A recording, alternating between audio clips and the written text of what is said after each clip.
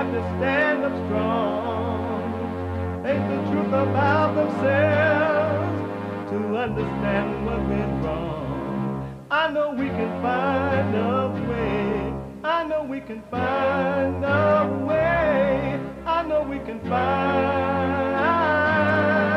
a way to stand up, stand up, stand up.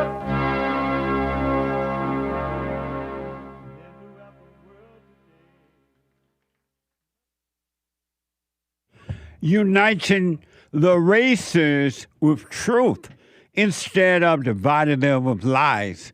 We're also rebuilding the family by rebuilding the man. I'm Jesse Lee Peterson. Good morning. Welcome to the show. Hi, y'all. It's Tuesday again. You can get involved by calling 888-7753-773. 888-77-JESSE. Jesse. Jesse. And brand new biblical question.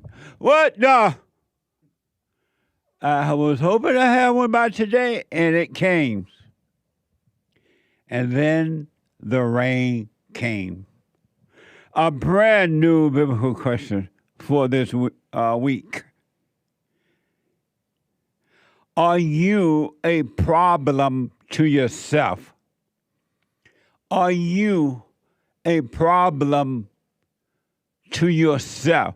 What an amazing question. Like, what the? Are you a problem to yourself?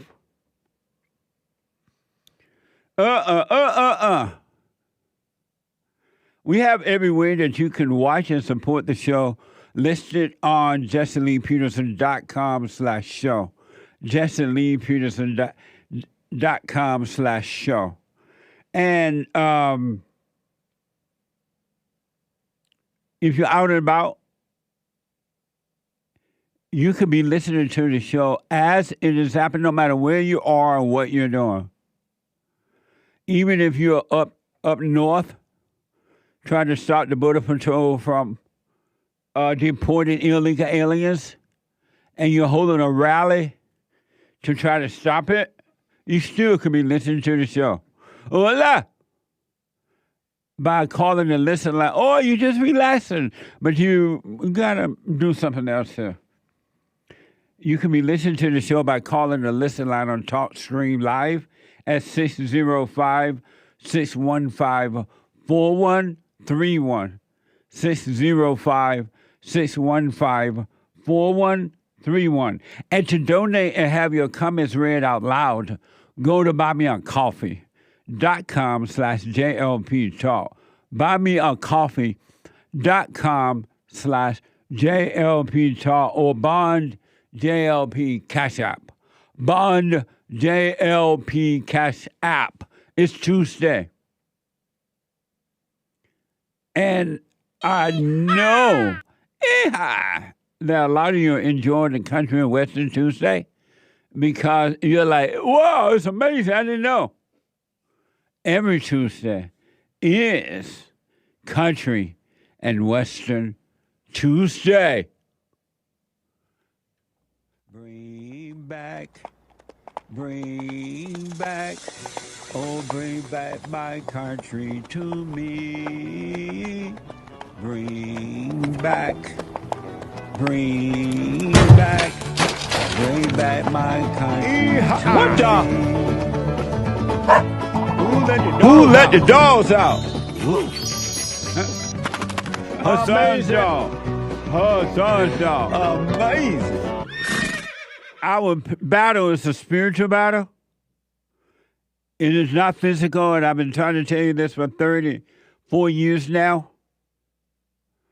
It ain't have nothing to do with the other person. It has everything to do with good versus evil. And the world lies to you and tell you that it's racism, it's this ism, and that ism. It's not racism. It's not sexism. It's not homophobism. It's not Allahu Abbaism. It's not Debbie Dadism. It's not racism. White supremacism or anti-Semitism. It's not isms. It's good versus evil. You have overcome evil and now you're of good, or you're just evil. And that is reality.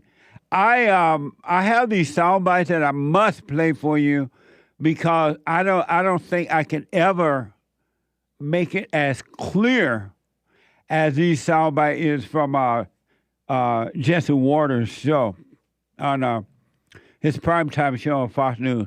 I told you yesterday and the day before, and maybe even before, even before this, when Kara Bass was running for mayor of L.A., I tried to tell you Kara Bass is not cut. She doesn't have it in her. She doesn't know how, and she doesn't feel like being the mayor of Los Angeles. And when y'all elected her, I was like, what a horrible mistake. This woman only has phony smiles. And whenever she's up there smiling, she's lying. But you elected Karen Bass for mayor of Los Angeles, and look what you got. And it's going to get worse if you don't get rid of her. I heard, and I don't have the proof yet, that the owner, I believe he's the owner of the LA Times. Right, Hank? He's the owner of the LA Times. But anyway, he said, and again, I don't have proof. I'm just going by what I heard on a report, quickly on a report, and I don't know if I even heard it correctly yet. But I believe he's the owner of the LA Times. And I'm waiting for a response from Hake, but I guess he can't hear me. Yeah, News Nation, LA Times owner Dr. Pat Soon-Shiong says he he says he regrets voting for Karen Bass. Where you get that from? From News Nation. Right on. He said that, according to News Nation, he regret voting for or recommending Karen Bass for mayor, and that she was not qualified, and that he only Looked like some. My apologies. He only recommended her because she had a D beside her name, Democrat, not qualified. And so now I hear that there's a recall going on. They're trying to do a recall to get rid of this woman. What a mess, huh? But I want to lay out this. From our Jesse Waters primary. Primetime show. He lays it out like no one else I ever seen. That doesn't mean that there are not other people out there laying it out so clearly, but he put it out there where you can see it, unless you just want to miss it. And so I want to give you this, and then we'll move on to the callers and the super chats and everything. This is from Jesse Waters' primetime show there on Fox News.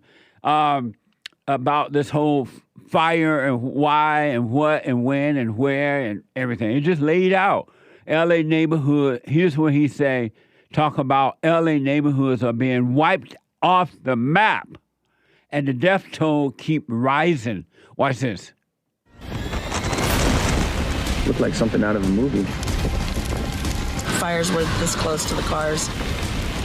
I could barely see my hand in front of me. It was so frightening.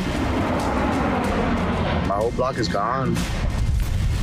How can you recognize anything? Now all we have is the memories we created in these places. We were hoping that the house would still be there, but it wasn't. Neighborhoods wiped off the map. Homes reduced to piles of ash. Every day it gets more grim. And the death toll keeps rising. 24 are now confirmed dead, and many more still missing. Forecasters estimate the damage to be more than $250 billion.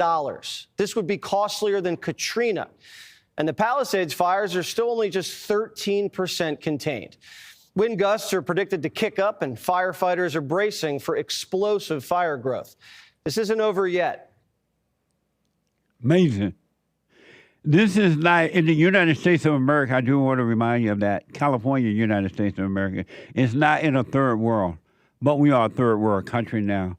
Here's where he talked about bandits. He talked about bandits and arsonic. Prey on the city. Watch this. And the looting isn't stopping. At least 29 fire looters have been arrested, including these 4 fiends caught in Santa Monica. One thief breaking into homes in Pacific Palisades was dressed as a fireman when he was apprehended. Nothing is sacred. Jewels, precious heirlooms. Even someone's Emmy was stolen. And remember the guy with the blowtorch last week who was lighting fire to Christmas trees and garbage cans? Turns out he was an illegal alien. His name's Juan. Bandits and arsonists are preying upon this devastated community while it's still smoldering. Amazing, huh? In the United States of America, my country is gone. The one thing I know for sure, I may not know everything, but I know that my country is not coming back. Residents are gripped by fear and rumors. Watch this. And residents are gripped by fear and rumors. Here's actress Whitney Cummings. This is a real text that I just received from a friend of mine about the fires. Some of the neighbors caught a guy setting more fires on the back of our hill. They chased him away. They called 911. I think they caught the guy recently in Woodland Hills trying to put gasoline in sewers. It's happening all over. Police haven't confirmed this, but there's a sense of every man for himself in Southern California. Some more fortunate families are hiring private firefighters, and actor David Spade's announcing bounties on arsonists. In California, and people are saying there's guys lighting fires out there, make this worse. They just caught somebody, we're pretty sure was lighting fires, walking on with a blowtorch. They let them go. So if you can find someone lighting a fire and you catch somebody and you can get the cops to bust them and throw them in jail, I'll give you $5,000. So keep your eyes peeled and do what you can out there. Isn't that amazing? And I want to remind you that these reports are about human beings acting this way. We're not talking about animals. These are human beings that are in the fallen state of an animal, but we're talking about human beings. Human beings, think about that. Your house burned down or you had to leave your house because of fire, and human beings decide, let me go rob this person's house while they're out wondering if their homes are burned down or not. Let me go rob them. Let me put on a fire jacket and go rob them. Pretend, human beings. Now, do you believe me when I say there's nothing good in human beings? There's nothing good in human nature. But you like to think that you're good. You ain't no good. Wait until you find out about you. Wait till you find out about you. Imagine these people robbing these people's homes while they're out trying to find somewhere to stay temporarily, wondering how they're going to rebuild. They left those who were fortunate enough to not get burned out. They had to leave. They took their families and everything. And you go, oh, let me go up and rob them. Why? That little stuff that you're stealing ain't going to last but a minute.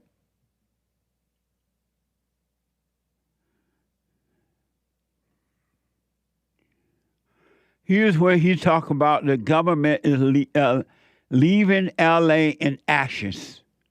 The social contract's been shattered. The government isn't able to help the people it's sworn to protect. Biden wrote a blank check and left on his legacy tour.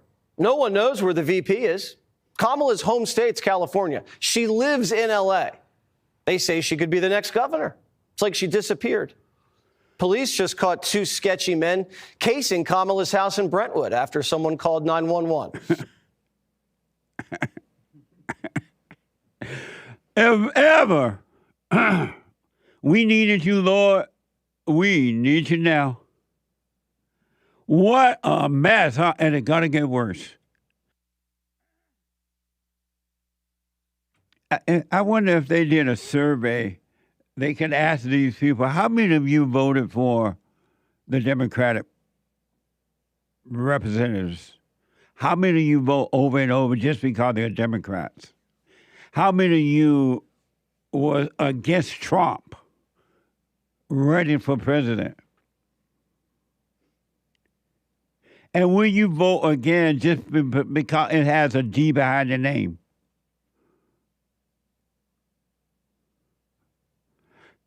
And they are saying that nobody knows what started the fire, and Newsom has no solution. But, watch this. Here's the latest on what caused the fire. Nothing definitive yet, but the Washington Post says the Palisades blaze may have originally started from fireworks on New Year's Eve. Firefighters put it out, and it may have reignited days later. Other reports say downed power lines might have sparked the inferno, and arson hasn't been ruled out. The governor says he can't get a straight answer out of anybody. I want to get the answers. And I'll be candid with you, I wasn't getting straight answers. Yeah. I watched the press conference. I met with some of those leaders. We had my team start talking to local leaders, saying what's going on. Our state. And you weren't getting straight answers from I was getting leaders. different answers. When you start getting different answers, then I'm not getting the actual story. The governor doesn't have a strong grasp of what's happening and keeps passing the buck to the locals. But he's out in front of the cameras every day. We're dealing with a myriad of issues. I was just talking to Josh Green, the governor down in Hawaii, who had some ideas around some land use concerns he has around speculators coming in. Newsom look like Slick Why Willie. is the governor shimmying around like that with a smile on his face? What kind of presentation is that? Why does he look so gleeful when he's talking about land speculators? Amazing. And Carol Bass seemed the same way. Oh, grinning. What are they grinning about? I don't. Just imagine you had a chance to get, okay, you voted for Newsom, and then you realize, oh, that was a mistake. And then you went back, and they said, okay, we can get him out, a recall. And you went back and said, no recall. How do you feel about that now? How do you feel? Look at this guy grinning. That's all she ever does, grin. She over in Africa, and I heard that she made a promise during campaign that she would never go out of the country while mayor of the city. And where is she? Over in Africa, in somebody else's business.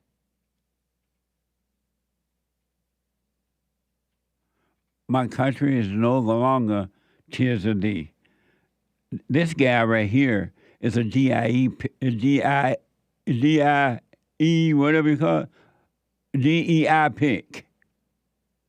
That's the only reason they got Carol Bass. She's black, she's DEI. NBC called out Newsom, but his NBC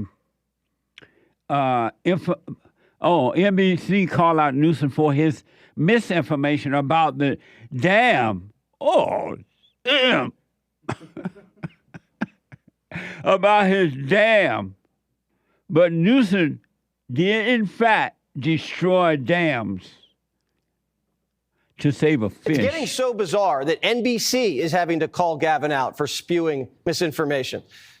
I don't know what he's referring to when he talks about the Delta smelt in reservoirs. The reservoirs are completely full of the state reservoirs here in Southern California. That mis and disinformation, I don't think advantages or aids any of us. We do know, though, from reporting here locally that one reservoir that serves the Palisades was not full. And that's exactly what triggered my desire to get the investigation, to understand what was happening with that local reservoir. That was not a state system reservoir, which the president-elect was referring to as it relates to the Delta and somehow connecting the Delta smelt to this fire, which is inexcusable because it's inaccurate, also incomprehensible to anyone that understands water policy in the state.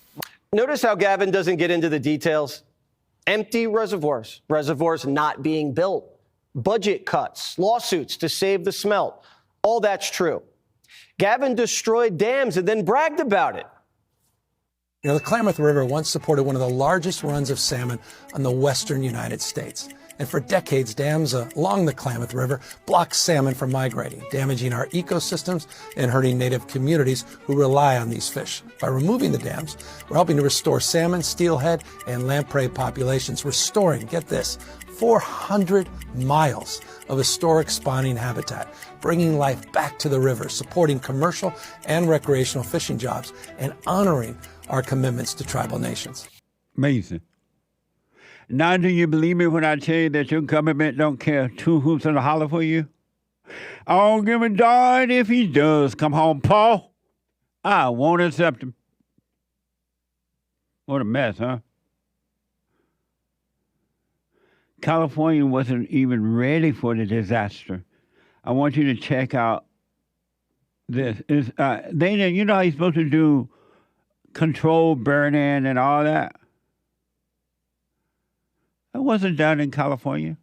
I remember some years ago when the voters of California were complaining that the government is not doing controlled burning.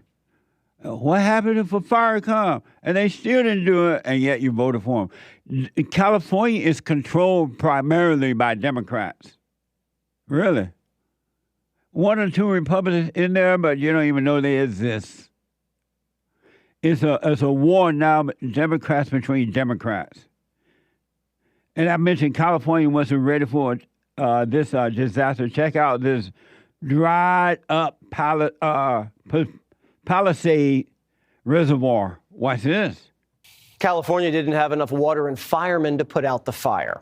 They had a 5-day warning about record wind gusts. The mayor was in Africa. Gavin Newsom is trying to tell you that California was prepared. And it's all because of climate change. This is too big of a disaster to cover up. Here's a Free Press reporter who just got inside the bone-dry Palisades Reservoir. Watch this. This was supposed to be the water to put out the Palisades fire. This is the Santa Ynez Reservoir. It's the water supply basically for the Palisades. When they first started fighting the Palisades fire, they ran out of water extremely quickly. Wednesday, 3 a.m., they were basically out. And there's been a lot of talk on why this happened. So how long has this reservoir been empty for? Since February of last year. There was no communication from the Department of Water and Power to LAFD that there was a water supply issue. The firefighters, when they started fighting the fires, no one informed them that the reservoir was empty. Amazing, huh? And I hear that the woman that's supposed to be doing that and informing, let them, she made $300,000 a year. These people want problems. They create problems for money so they can get money. So it pays off for them.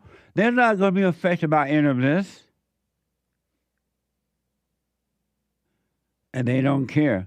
I tried to tell you that there is no love in human nature. Nobody loves you, and you don't love nobody. I want to know what love is. And lo and behold, but not surprising at all to anyone, they try to call this racism.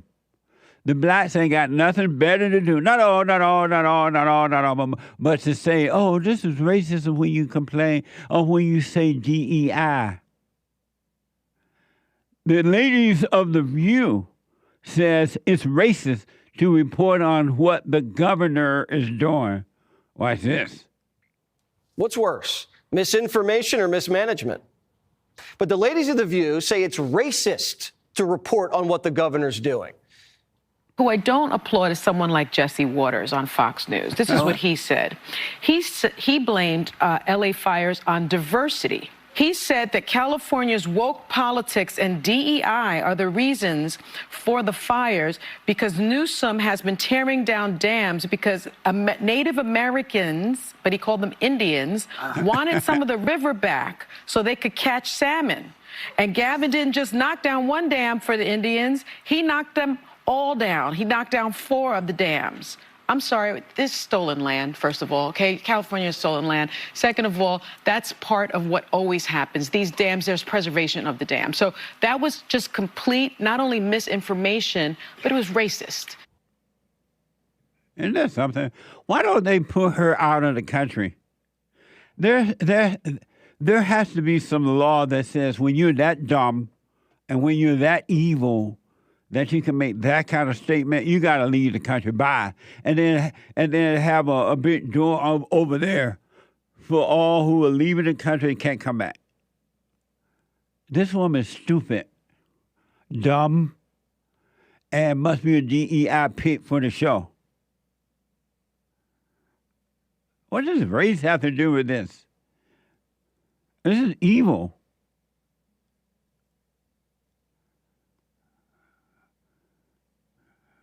And you think that's bad, and it is. The LA water chief says her top priority wasn't water, but DEI. Watch this. DEI didn't cause the fire, but it distracted the state from preparing to fight it. The LA water chief, Janice Quiones, who makes $750,000 a year, says her number one priority wasn't water. You call it powered by equity, and I know that it's been really important for the DWP to put an equity lens on everything. Yes. Yeah. And that's the number one thing that attracted me to this role. It's important to me that everything we do, it's with an equity lens and social justice and making sure that we right the wrongs that we've done in the past from an infrastructure perspective and that we involve the community in that process. And this utility is serious about it, is authentic about it. And so I'm just super excited to be part of that movement. It's about priorities. The water chief was focused on DEI. And she made $750,000. And she sounds like a foreigner. What the? She's not trying to put the fire out. Prevent the fire. She make sure we have water. She's concerned about DEI. You still want women running your government? You still want that? And yet, your government, the Democratic Party, they tried to stop Donald Trump from doing his job. They don't want Donald Trump to get rid of the illegal aliens in our country, so they got a Trump-proof whatever. Yesterday, Newsom approved $50 million to Trump-proof California, and is now calling for a Marshall Plan to get California ready for the Olympics. Oh, let's forget about the fire. Let's get ready for the Olympics. What the? Why this? The mayor of L.A., Karen Bass, was in Africa, even though she promised voters that she'd never travel internationally as mayor. And here she is in Ghana while her city was getting scorched. What you gotta do? Instead of fireproofing their state, California today held a special legislative session and Trump-proofed it. Newsom just approved $50 million to resist Trump. $25 million is going to protect Biden migrants from being deported. So the illegal alien caught with a blowtorch, lighting a neighborhood on fire, Juan, Newsom is going to spend millions of dollars to stop us from deporting blowtorch Juan, who you're not going to believe what his excuse was for having the blowtorch. He said it was lighting up a joint. Now Newsom's calling for a Marshall Plan to rebuild L.A. so the city will be ready for the Olympics. With this rebuilding effort needing to take place, is LA going to be ready for all of those global events? My humble position, and it's not just being naively optimistic, that only reinforces the imperative moving quickly, doing in the spirit of collaboration and cooperation. That's why we're already organizing a Marshall Plan. We already have a team looking and reimagining LA 2.0. You just said you're organizing a Marshall Plan for the rebuilding of California. What is that Marshall Plan? Tell us about this Marshall Plan. We're just starting to lay out. We're still fighting these fires. What is he saying, Lord? Maybe because I'm black and slow, but what he says doesn't make any sense. I gotta take a quick break. What a mess! You still want the Democrats to run your city? Back in a moment. You for a few years now, and when you talk about the illusion of racism and how it's just a divisive tool that the media uses, and it's just good and evil. Yes. And that's what we got to focus on. It really has changed my life. My perspective is totally different now. I'm more calm. I'm more peaceful. When you talk about forgiving your mother and letting go of that hate, and it just transforms you. So I just want to thank you for that and let you know that you really are doing God's work by waking people up with this message. Amazing, Aaron. Thank you, man. I appreciate that. Sure. I can hear the angels in heaven singing right now. They're rejoicing. That's amazing. Stay with the silent prayer. Speak up, don't resent, and doubt every thought. And Aaron, you have not seen anything. Anything.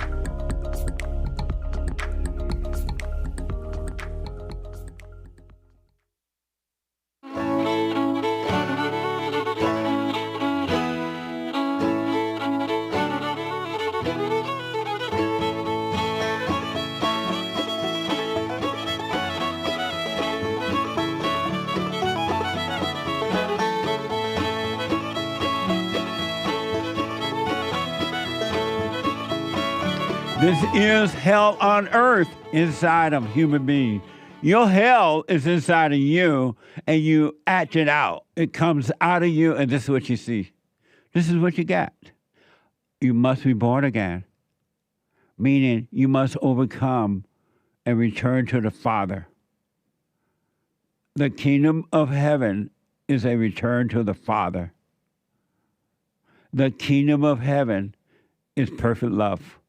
And you don't know what that is. You can't even imagine what perfect love is. By the way, the Hake Report is coming up at 9 a.m. this morning. TheHakeReport.com from 9 to 11 a.m. Pacific time. And after the Hake Report, Joy of Friday TV, E-Black. Joy of Friday TV at 11 a.m. Pacific time. And at 12 noon, the American Anchor Baby. The American Anchor Baby is at 12 noon now, not 4 p.m. All right? 12 noon. And ladies, we're having the ladies forum, the first one this year, this coming Thursday, if the Lord is willing and the creek don't rise. I just want to give you these last two soundbites about what's happening in my city, L.A. I love L.A., but not what it has become. California is now back to losing millions of acres a year to wildfire like before the 1800s. Watch this. Do you trust Gavin to rebuild L.A.?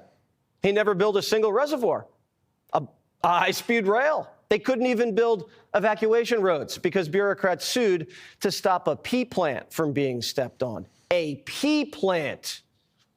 The only thing Gavin built was a $2 million toilet. These are the guys who think they can control the Earth's temperature, but they can't even control a fire in their own backyard. Did you know before the 1800s, California lost about 4 million acres a year to fires? But when Americans arrived, they managed the land intelligently. And by the end of the last century, California only lost 250,000 acres a year to fires. But in the last 4 years, California is back to losing millions and millions of acres a year to wildfires. Their stupidity has literally set California back centuries. The state that's fighting global warming the hardest is creating the most emissions. What do you think a week of this wildfire smoke is doing to the atmosphere? It's basic common sense. Fireproof the power lines, clean up the underbrush, let cattle and sheep graze there, store more water, and fix the fire department. And the water czar. Amazing. And last but not least, liberalism doesn't solve problems, but create them. Watch this. Liberalism is going up in smoke because it doesn't solve problems. It just creates them by imposing radical ideology on everything. The central promise of liberalism is if you give liberals enough money and power, they'll create utopia. But voters have given liberals all of the money and power in California, a supermajority, and it's literally on fire. So California has to fire these politicians and hire someone else. Trump's heading to L.A. after he's inaugurated, and he won't be focused on ideology. He's a developer. He just wants to get things done. Will the L.A. City Council let him? I'm ready for him. We'll be excited to see him here. To be in Pacific Palisades here in the city of Los Angeles, the San Fernando Valley, and Pasadena, Altadena. We hope that he comes soon before the 20th. And I know that the mayor and the governor are working on that. And so we're very excited to see him here. Liberalism is destroying paradise. If Americans can just work together, we can get results. But we can't throw money at California without demanding they change their behavior. We can't be tearing down civilization and then rebuilding it over and over and over again. Primetime is going to continue to pray for the victims. And if you want to donate, go to the Red Cross. They need all the help they can get. For some reason, I didn't believe that black guy, this so-called city council about Trump coming. That man don't want Trump here. And when he said, I'm sure the mayor and the governor wanted him to, they were all the last person they want to see. Just the last person they want to see in California is President Trump. Believe me. So I don't believe that guy. Great work, Tucker. I mean, not Tucker. Great work, Jesse Waters. I mean, laying it out, making it clear. You have to want to not see it. If you don't understand what he laid out, what's going on here. It's just perfectly laid out. Great work, Jesse Waters of Fox News. Thank you. Amazing. If they were giving out awards for that kind of reporting, Jesse Waters should get it. Good job, man. What a mess, huh? And the Democrats control California. When I moved to California from Alabama in 1968, at the age of 18, I literally, because originally I was going to move to Atlanta, Georgia. And I literally walked off the plane and thought I was in paradise. Paradise. And California was absolutely beautiful. Palm trees, clean streets, everything was clean. Jobs everywhere, little or no crime. You just lived your life. And opportunity everywhere. So I stayed in California. And Nick is showing you pictures of California from when was the first one, the 50s? Yeah, this one says it's from the 50s. This is the 50s. And now in a minute we're going to show you the 20s. And there's the 20s. Went from light to darkness. What a mess. This is what your government want for you. They created this. You voted for them, I blame you for that. And they did this, I blame them for it, but they knew they can do it because you're going to continue to vote for them. What a mess. A spiritual battle. Either you're going to live from within and have life, or live from without and have death. Because anyone that's living from without, your eyes are open and you're breathing, but you're dead. You're dead to truth, to life, to the kingdom of heaven. And you don't even know it. This is hell on earth. And if you drop your body in your condition of anger, you're going to be stuck in this reality. And it won't get better. Lynn is out of Georgia. Georgia on my mind. Lynn, welcome to the show. You're on the air. Good morning. Hey, Lynn. How are you? Hey. Hello? Hey, go ahead. Oh, I'm sorry. Well, I'm actually calling you back because I called you probably about 6 months ago in relation to my relationship with my son, 22, 23 years old in the military, and I wasn't really handling him in the correct way, transitioning him into the military, into adulthood, and I wanted, I followed your advice. I backed off from him.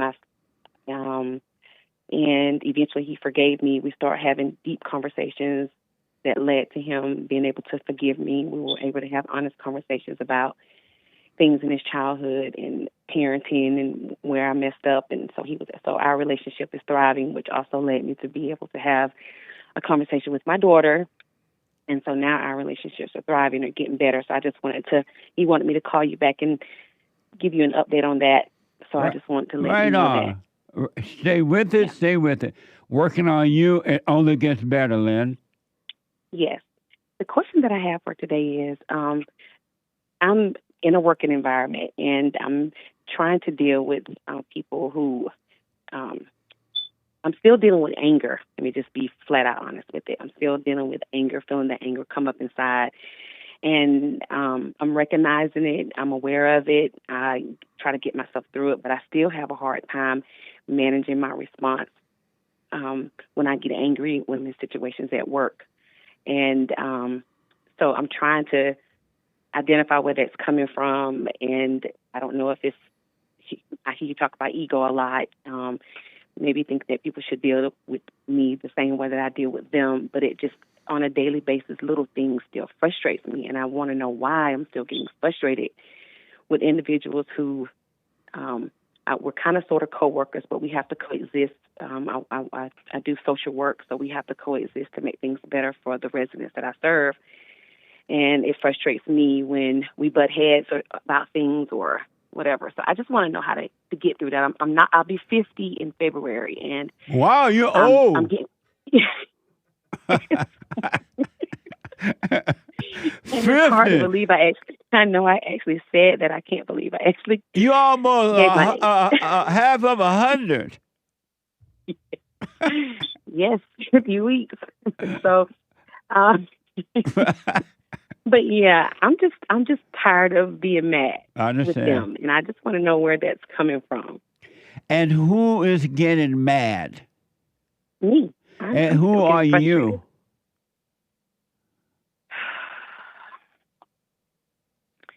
No one, I guess. I'm just. Who are you? I am a person who comes to work to do my job, and I feel like I successfully do that.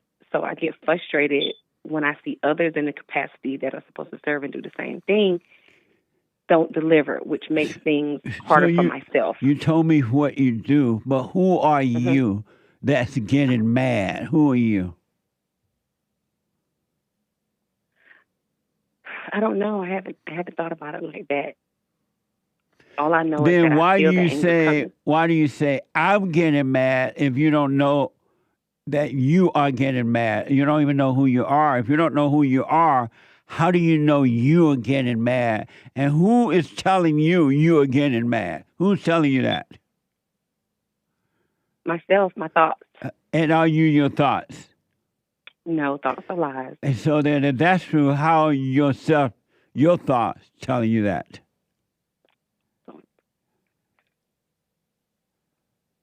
I can't answer that. Then why did you say myself, my thoughts?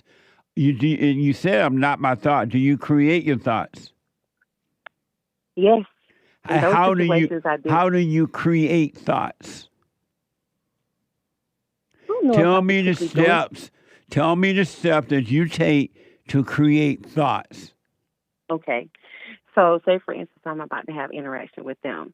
I already anticipate frustration. Like I'm ready. Like majority of the time when I'm getting ready to handle a situation with them, it's out of frustration. So I'm already frustrated, and then my thought is, well, I'm right. And I'm tired of this, and then I want to be right. So and who are you saying that? Who are you saying that to? Are you talking to yourself? Yeah.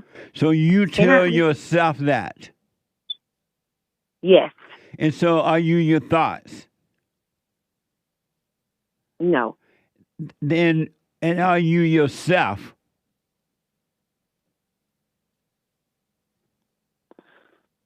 I don't know how to answer that. I'm trying to figure out who is telling you this. Are you like a crazy person? You're talking to yourself?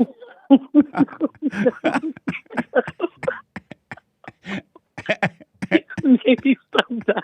I don't know. Talk to myself. Are you like, you talk to yourself? No, I was just no. I apparently maybe in my mind, maybe I do have the thoughts in my mind. Like I'm thinking Maybe about it now. in your mind. They are in your Well, mind. I'm having the thoughts in my mind. And who is having And- the thought in the mind? Do you talk back to the thoughts? Your No. thoughts like, I know this woman going to be mean at this job today, and then you say back to the thought, yeah, you're right. Well, yeah, I'm guilty of that. So you talk to your thoughts. Yes. And do you call that insanity? Crazy? No. Is that normal to talk to your thoughts? I think it's my normal now that I'm talking through how I process things. I think I have made that my normal. And what do you mean by this- my normal? Well, Does that when I'm make approaching- sense that you talk to thoughts? No, it doesn't. And why do you do it then? Insane. I don't know. It's just And then when you do it, you say it's me, my thought, my feeling, my this. Why do you're talking to the devil and you're claiming that is you? You talking to the devil, but you call the devil you. Why is that?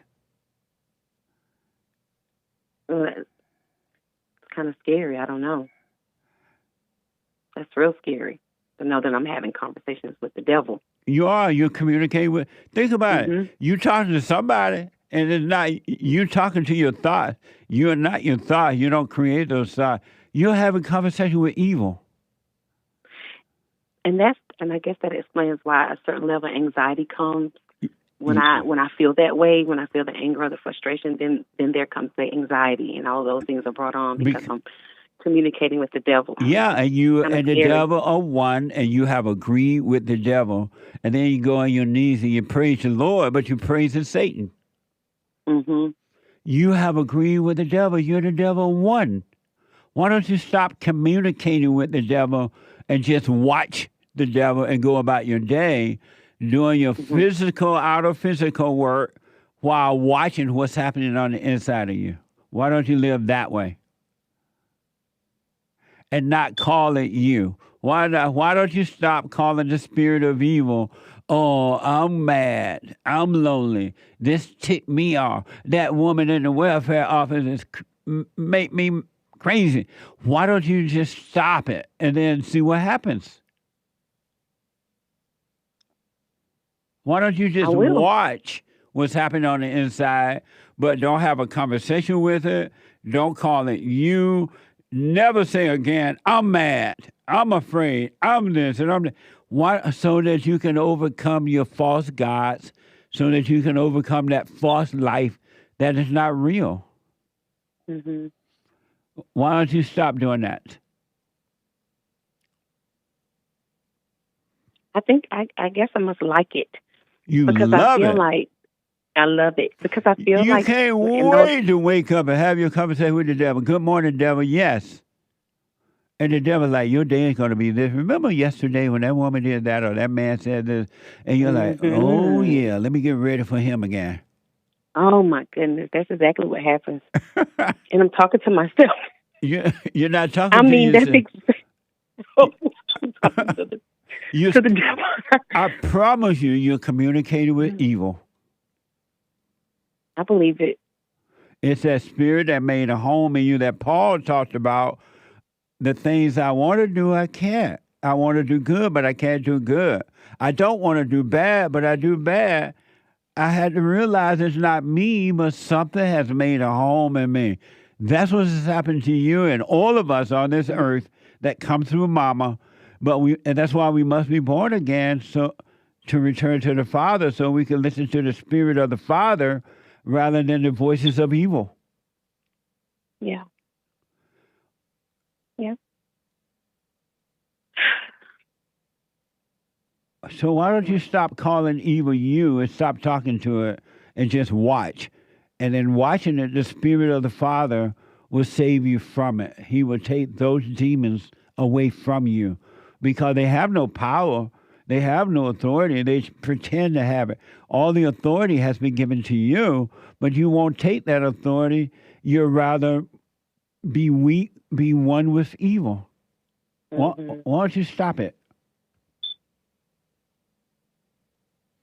It just leaves me so drained, and of course, and it doesn't resolve anything. It's the stuff still happens in the office. Because you are creating it. You are creating your own world where you communicate with the devil. You are creating everything that's happening in the office to you is because you have created it. Yeah. If you stop communicating with the devil, I promise you nothing else on earth will ever happen to you again. Nothing but good will happen to you. Okay. I'll work on it. I'm at work now, so it's just how ironic. But I'm gonna work on that. And sometimes I'm good at it. Sometimes I'm not. Sometimes I can go through the day and I don't get that way. I don't feel anxious, and then sometimes I do, and I just sometimes the only I don't know reason why I don't want to be mad. Well, the only reason you get mad or you react because you believe a thought. That's the only reason. No other reason. Yeah. You believe the thought, and with the thought come the feelings. You feel the feelings in your body, the pain of anger, the pain of feel good, or the pain of feel this, and you don't realize you have believed a thought. You do feel the pain in your body, but you're not your body, so it's not happening to you. It's in the body. But if you just pay attention to the thoughts and just watch them and do nothing, eventually they'll be gone. And no more thinking. You want to live a life of not thinking. And you just want to live. But you can't do it until you stop believing and worshiping Satan and his little demons and calling them you. You give them life when you call them you. And no one in the office or at work or anywhere is responsible for the way you feel. That is happening on the inside of you because you're believing the lie of the imagination, of the thoughts. Yeah. Your thoughts are not God's thoughts. They're so far away from him, I can't even explain that to you. Those thoughts are not yours, and they're not God, and there's no one in the offices to blame. It's your world, and you're responding to the hell in you, and you're blaming them for the way you feel. Nobody's... That's true. It's just like simple things, like maintenance things in the office. Like I have the fire alarm chirping over my desk. The bathrooms are never clean. There's never any soap in the bathroom. It's just no reason. A lot of stuff. It's still no reason to be angry. There's not one thing on this earth that can happen to you that requires you to be angry. You got to cut out being angry and stop arguing. Don't argue with anyone. And you got to work on you, Lynn, if you want to be free. You got to continue doing this. Stop calling these spirits you. See them, but don't call them you. Don't do anything about it. Just watch. And don't argue with anyone. Speak up and don't argue. And you're going to be free if you stay with it, all right? Yeah. Thank you so much. I appreciate it. You're welcome. Let me go back to the chirping, beeping over my desk that they never see. All right. Sorry about that. Have a good day. Keep me updated. I will. Thank you. All Have right. a good one. Bye-bye. Bye now. Back in a moment. 2 more hours to go. Hate news, not the fake news. I'll be back in a moment. Their advertisements from Google or whomever, right? Because so many conservatives are being shut down, discriminated against, shadow banned, and all that kind of stuff. So conservatives are starting to fight back. It is happening to us too. I'm just taking it one day at a time. But you can go to JLPtalk.com and find all the ways to support us. You can check out rebuildingdemand.com and support our nonprofit organization. You can call 800-411-BOND, 800-411-2663. And don't forget to like, subscribe, follow, share, and study. And also, we have thefatherstate.tv. Ring the bell.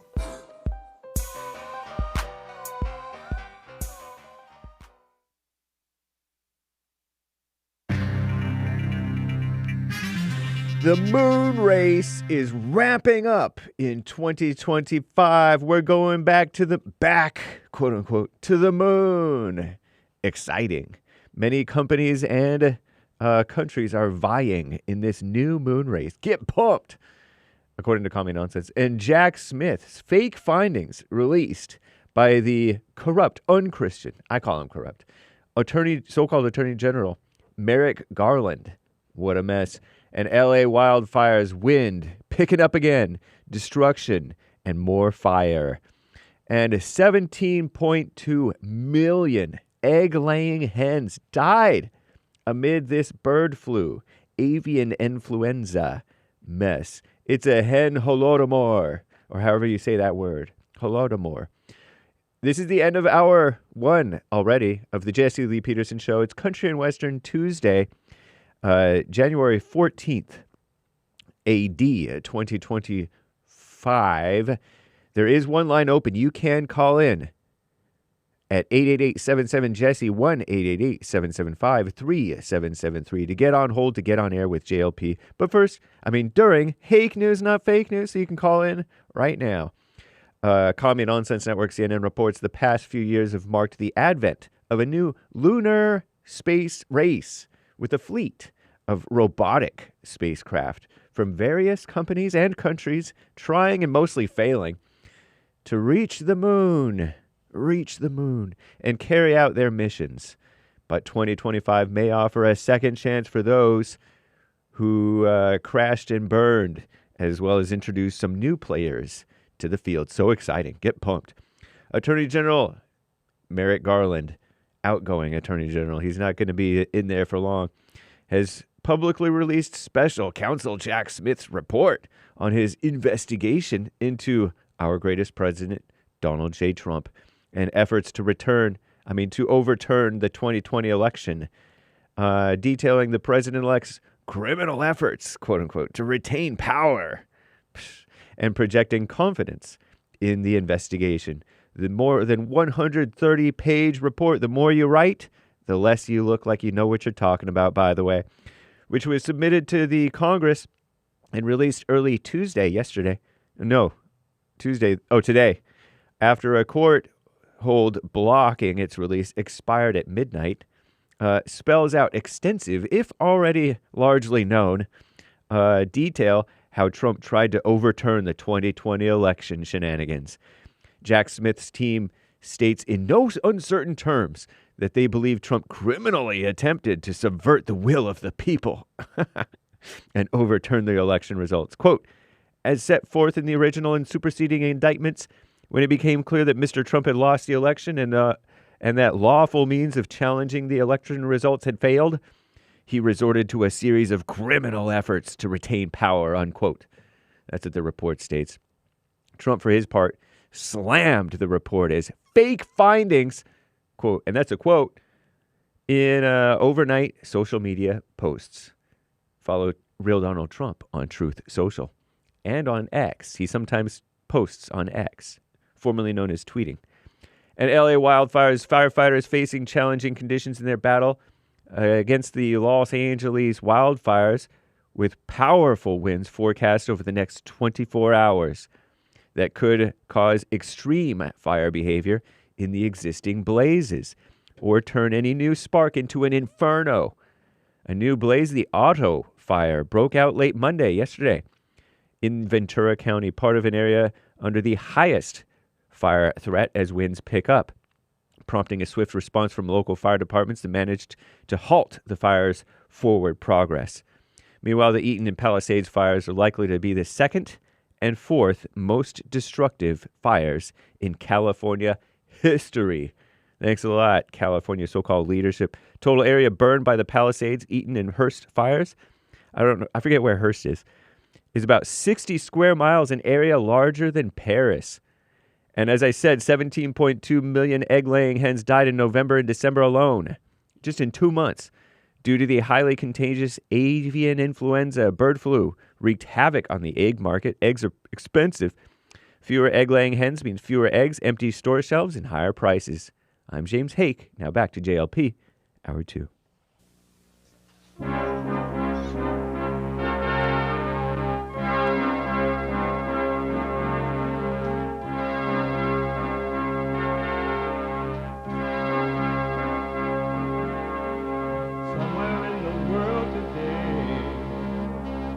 got to stand up strong, think the truth about themselves, to understand what went wrong. I know we can find a way. I know we can find a way. I know we can find a way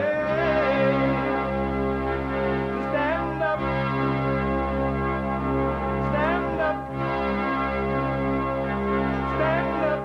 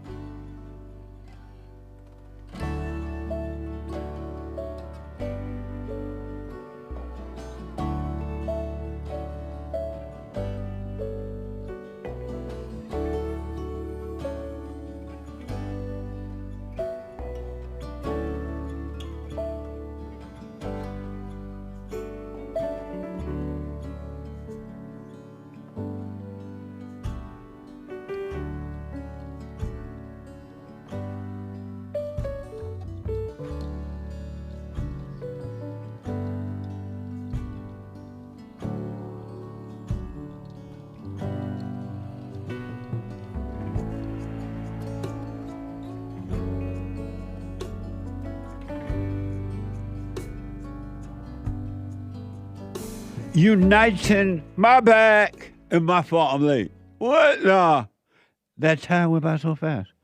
Uniting the races with truth instead of dividing them with lies.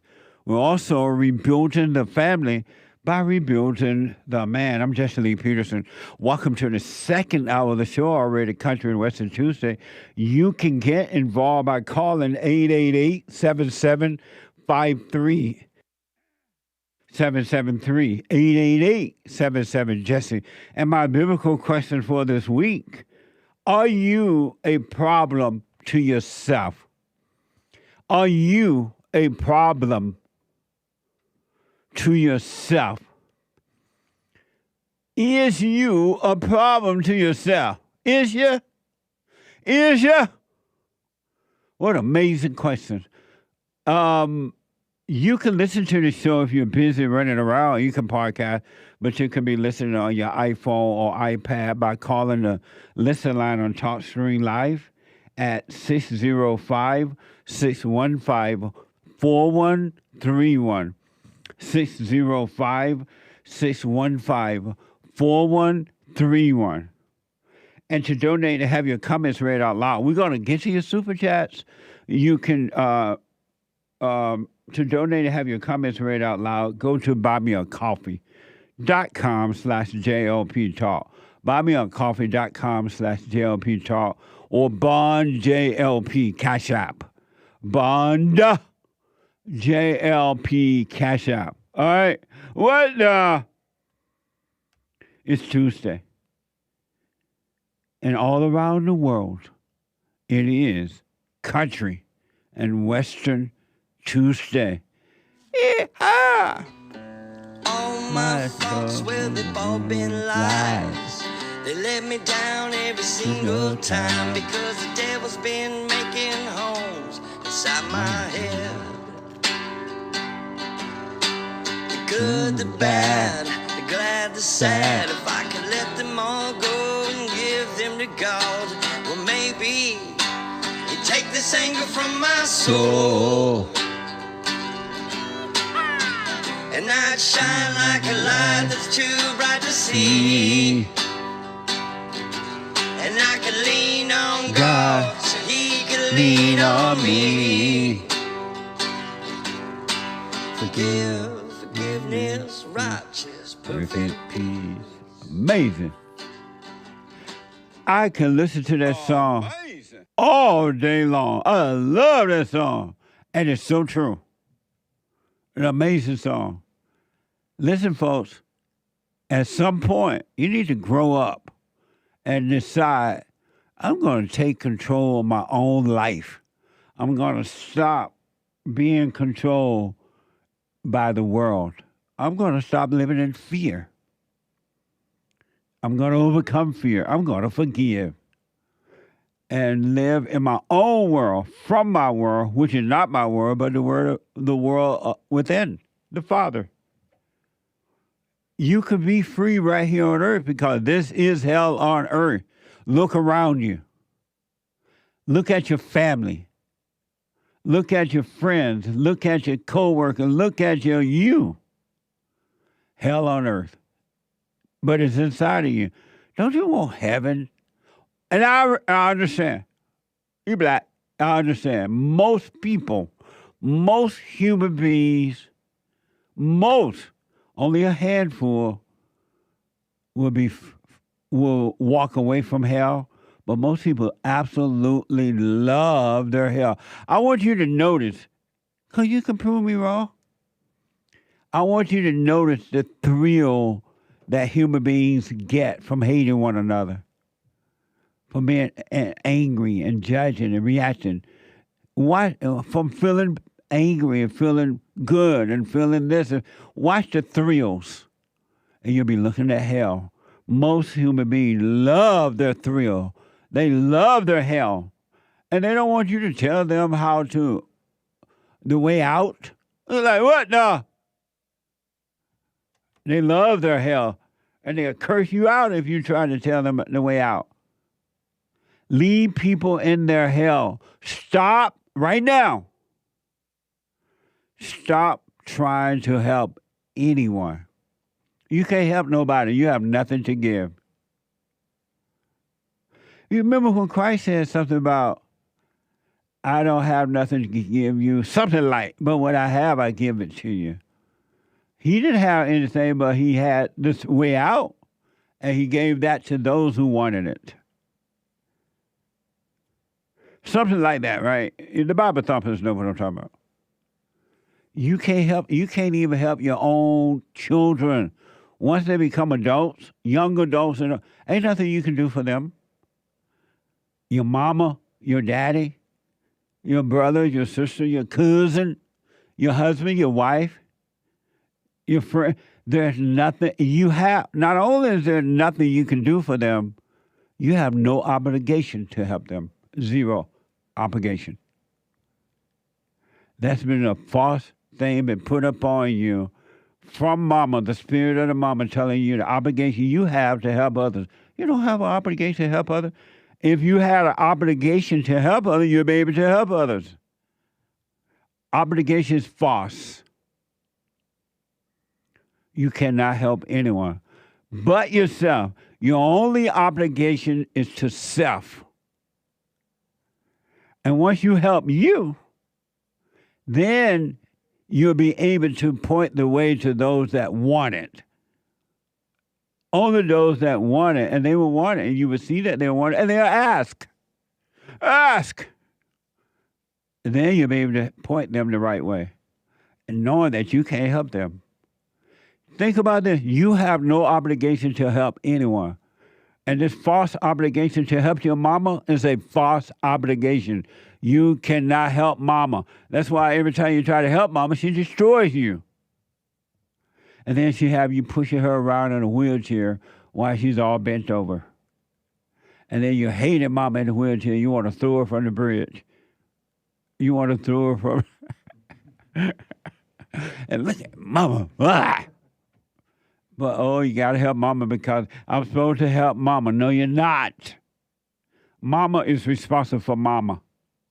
And it's not your fault that mama did not build a life for herself while growing up. And don't let her make you feel that way. That's control and is evil. You have no obligation to anyone except your little children if you have some. And stop letting people tell you how to live. Stop following the people rule. They're wrong. They don't work. They never will work, and they have not worked, and you never be able to live up to them because they're false. Why not try to live up to anything? What would happen if you gave up?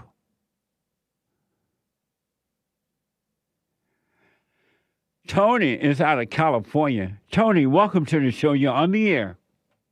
Good morning, Jesse. Happy New Year to you. Thank you, Tony. Happy New Year to you.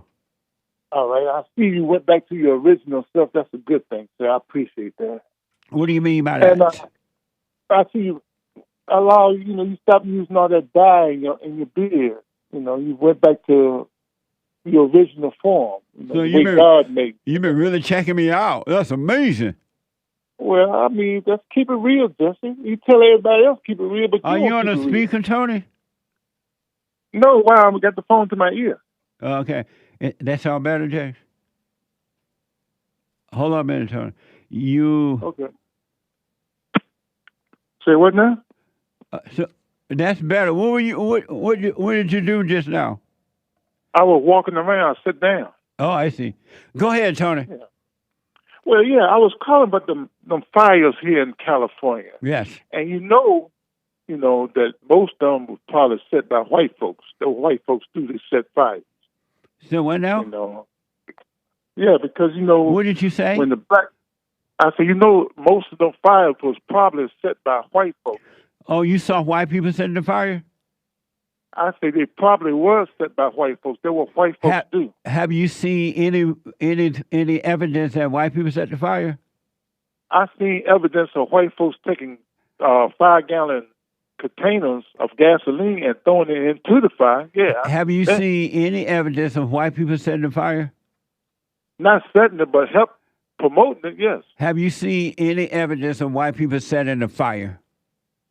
Well, they caught one white guy, yes. Have you seen any evidence of white people setting the fire? Yes. And where? Yes. And where did? And where did? So why did you say white people probably setting the fire? Well, I mean, because it was set in 5 or 6 different places. That's why. But where did you get the idea that white people probably setting the fire? Well, it was on video. On video setting fires, Jesse. What video you saw white people setting the fire? On TikTok. You want me to send it to your producer? Yeah, because you're lying. So wait a minute. I just. That's why you said that. That's why you. That's why you said that. That's why you said that white people probably set the fire because you're making up stuff. On most of them. That's what I said. It was set in 5 or 6 different places, but we do have video on one that the white dude took a whole 5-gallon container of gasoline and started the fire. Yes. What now? Excuse me? What did you say? I said we do have a video of one white guy with a 5-gallon container of gasoline setting the fire. Yes. And so you saw one white man setting the fire, right? Yes. And from that, you concluded that white people are setting the fire, right? Statistically, through the government on people that's doing arson is white folks. And so, and from this one white man that you allegedly saw with a setting a fire, you assume that white people are probably setting the fire, right? Through the statistics, yes, I'm asking you a question. You said that you saw one white person setting a fire, and from that you assume that white people are probably setting the fire, right? Yes, sir. You hard of hearing this morning. I Did said you say, yes. and that made sense to you, huh? Statistically, yes. Through the government, Federal Bureau of Statistics or arson, white folks are leading the way. And where you get that from? From the federal government. What federal government? Look it up, Jesse. Google. You know how to Google. No, you I look don't. up everything else. Go and ask Jesse Waters who leads the way in crime in America, and watch it say white folks. Tony, what does it feel like making up stuff in your head right now? But Jesse, I'm not making up nothing in my head. You are Why making it up. You said that white people are probably setting the fire. Isn't that like a made-up thing in your head? No, Jesse. When I can send you the video, when Tony, you can read it for yourself, that white folks lead Tony, you said that white people probably setting the fire. It's probably made up in your head. No, probably. Where is probably? Different locations. Where is probably, Tony? We have proof that one white man took a 5-gallon bucket. It's one white. If one white person, white people, or is that one person? Jesse, why don't you get with the program and stop trying to defend these white No, Matthew, criminals? It is one white people, white person. Is that white people or one white person? We have one white person on tape. And so how did you say that? Why did you say that white people? From the location of these fires where white folks be at, that's who's setting the fires, bro. Amazing. I want you to send me the video of the white person that you saw set the fire, right? A fire. Okay, I can send that to you. No send problem. Send it to producer at. Send it to producer at JesseLeePeterson.com. So you can show me the white people who probably. Can I ask you another question, Tony. Can I ask you a question, Justin? Calm down. Let's get this probably fire thing straightened out first. No, we always been through that, Justin. 888-775-3773. I had to let him go. Let me go to John, a first-time caller out of Florida. John, welcome to the show. You're on the air. I mean Jordan. Not John, but Jordan. Hey, man. How's it going? All is well, Jordan. Thanks for calling. Hey, no problem, man. Thank you for allowing me. I appreciate it. I have a lot of biblical knowledge and understanding. I have Tourette syndrome, and I understand that Tourette is very biblical, and our history goes back to the Inquisition of the Catholic Church in 1486. Like before Abraham was, which was 1776, I am was established in 1486. Now, my name, Jordan Gooden, means descending son of God. Don't mention your last name, Jordan. Oh, my bad. All right. Sorry. Anyways, my 32nd birthday was on the Great American Eclipse of August 21st. And that was the Heavenly Peace Covenant. Now, before that, in late April, I had a dream. And I was in the clouds. It was very bright, the brightest gold and silverish ever seen. And then a man walked towards me. He was wearing a white robe. He was tan. He had hair down to his shoulders like a slight wave. He had a beard, a full Manchu, and in his right hand he was holding a golden staff. And we had a conversation, but I couldn't remember what it was. And I know why I couldn't remember what it was. It was because it was my birthday. The August 21st, the sun being gold. Jordan, I don't know what you're talking about. The eclipse But let me of ask. August 21st. Let me ask you this. Tourette, for those who don't know, is that when you say things, you yell out stuff that you don't mean to say? Yeah, but not everybody has the copilaria and stuff. And I grew out a lot of my tics. I mean, I still have tics, and I have a head jerking tic. Right. I have severe cervical spinal stenosis and stage 3 peripheral neuropathy. And how were you able to grow out of some of it? I have no idea, man. I really don't. Oh, okay. All right. Yeah, 'cause when I was 15, I witnessed my father's suicide. So I saw some things I wish I never did or was around or anything. How did that affect you to see that? It affected me forever, for the longest time. I think until about the time I had the dream of Jesus. And then that being my birthday. And then that started my spiritual awakening. Did you drop the anger, the shock that you have? Have you overcome that from seeing that? I'm not an angry person, really. I mean, a lot of people like my vibes. I'm high frequency. I'm positive. I'm optimistic. I'm actually in the middle of a sports drink. Did you drop the anger and the shock from seeing your father commit suicide? Yes. So yes. you I don't have no anger towards it or anything. Do you have any anger at all? Nope. I actually forgive them. I really do. Nice. So you never get angry. I have my moments. There are moments, but I've learned through myself and God because I'm so very misunderstood. Because of the stigma that comes with Tourette's. Right. So I only had myself when it comes down to it. PhDs, so they only know so much. You do get angry at times. At times, yes. So why not drop your anger so that you never get angry again? Trust me, man. I'm working on it. And I'm working on it. And when you say you're working on it, how are you working on dropping your anger?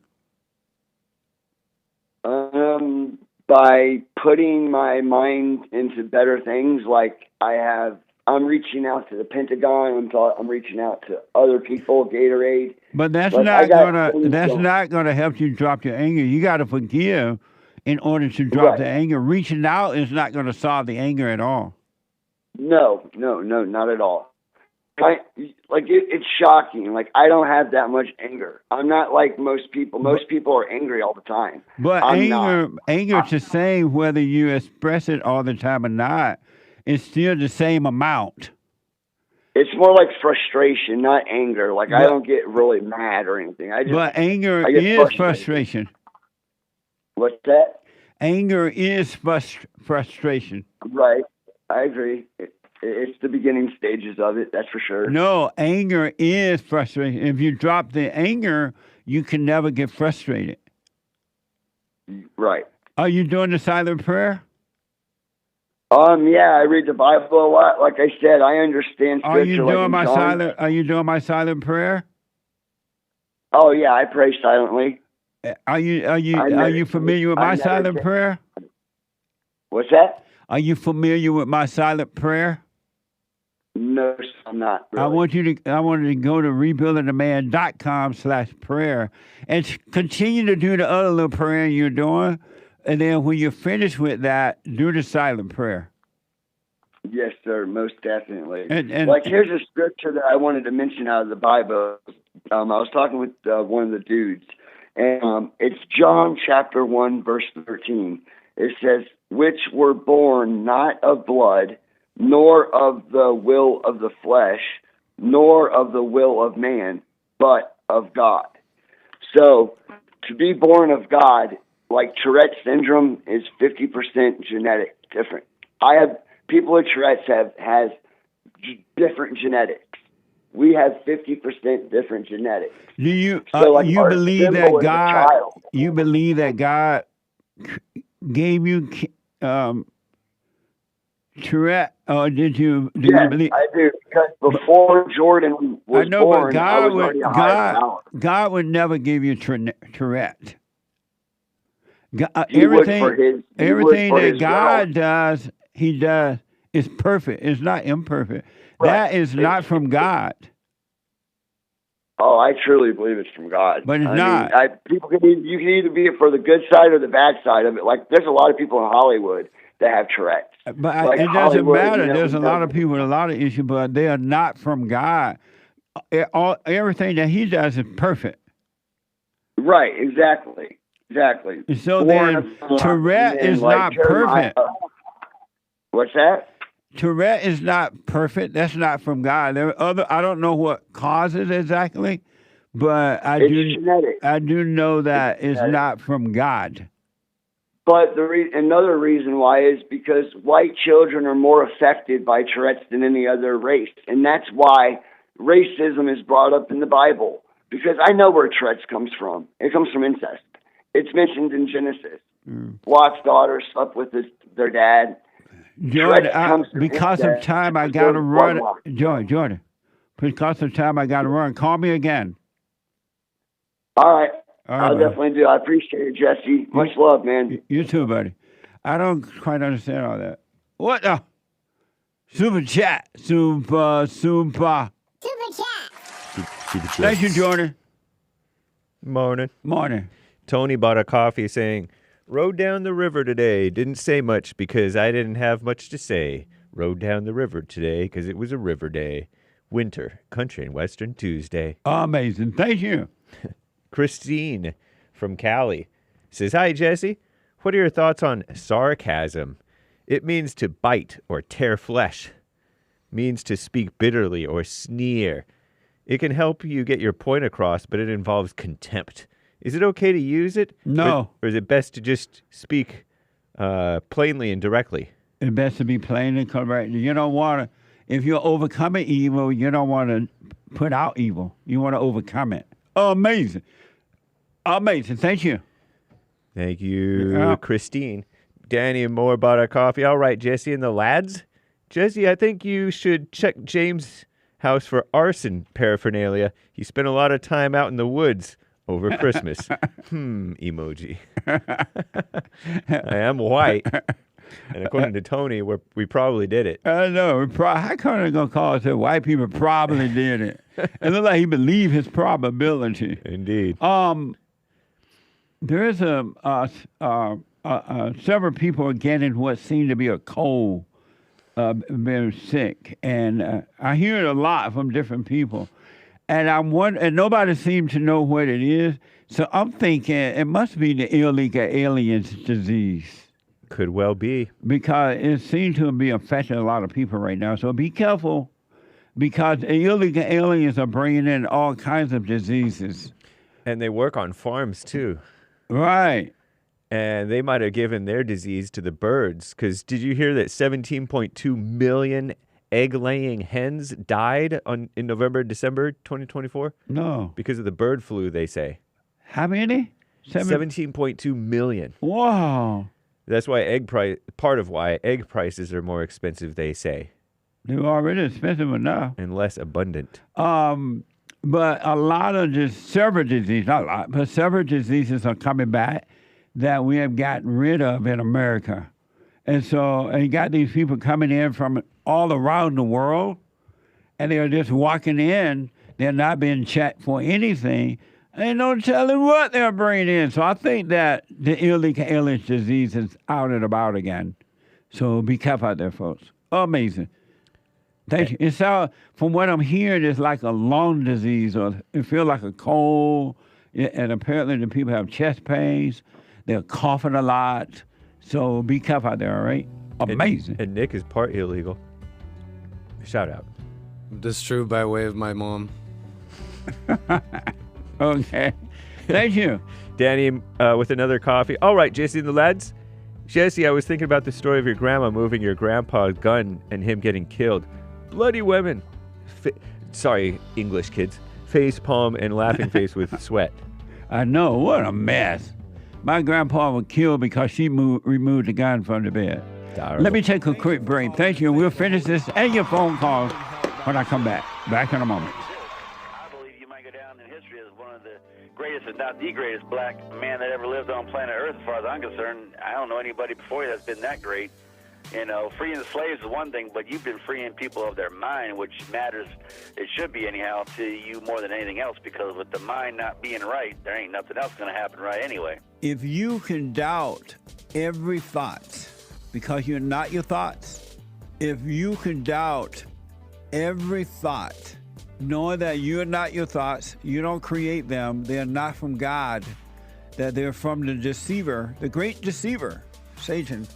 If you can doubt every thought, you can be free, just like that. At an instant. Bring every thought into captivity.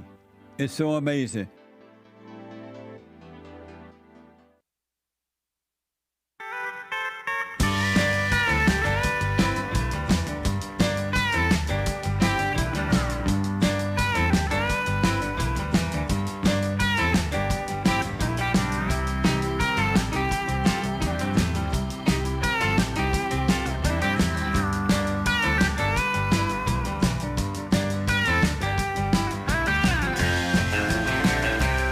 Okay, folks, welcome back. Quick reminder, for personal shout-outs, I will do them for you.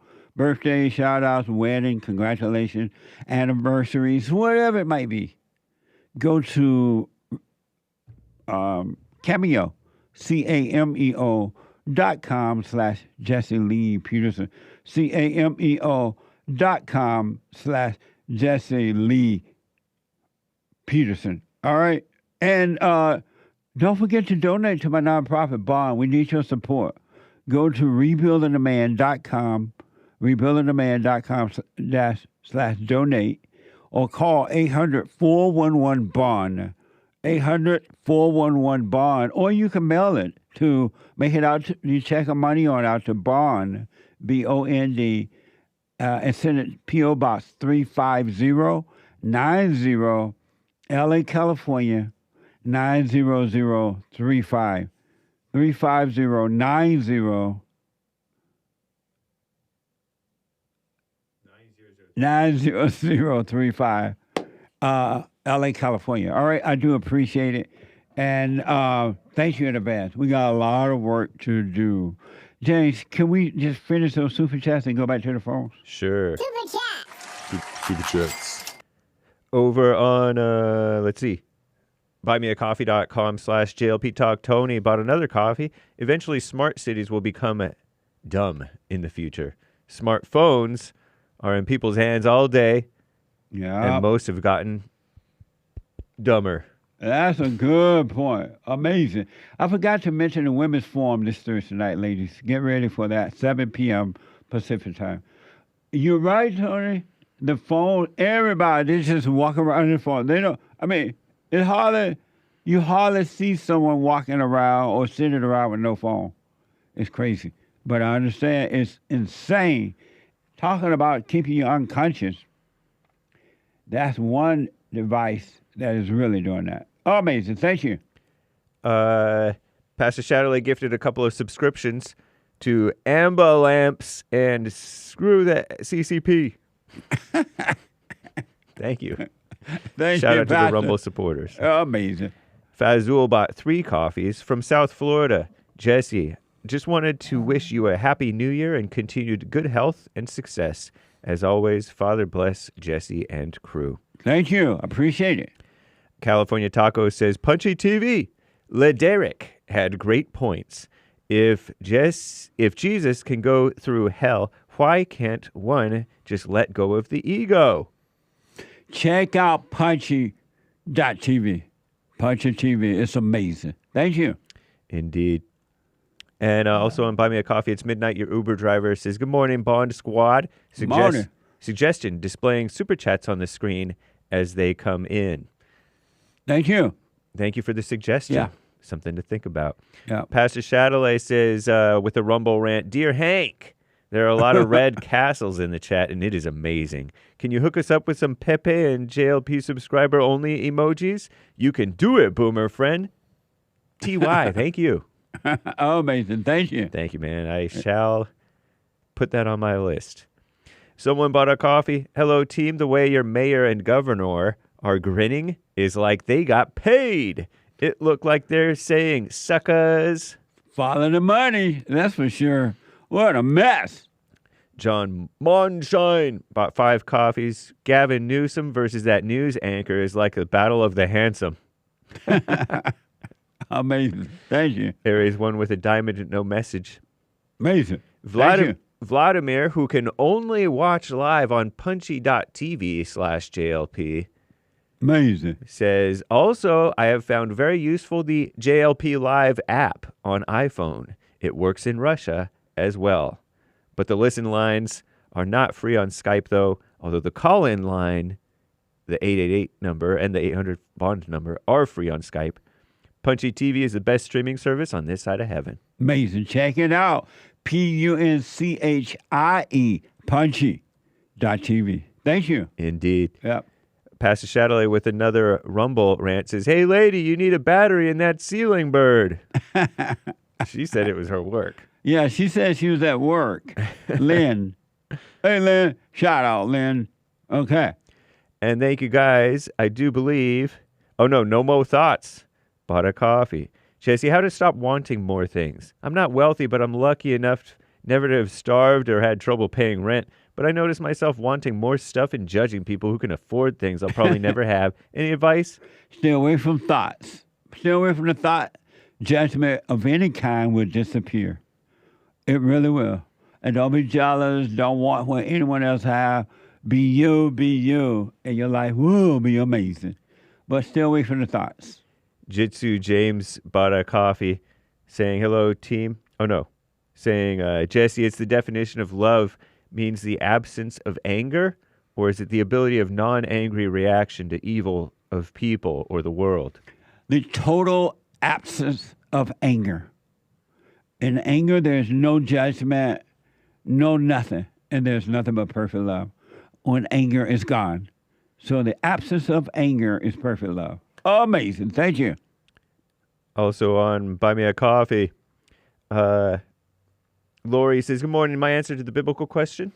Are you a problem to yourself? Yes, I'm a problem to myself. When I listen to thoughts, when I get out of my head and back to reality, I see I'm just fine and the devil was simply tricking me.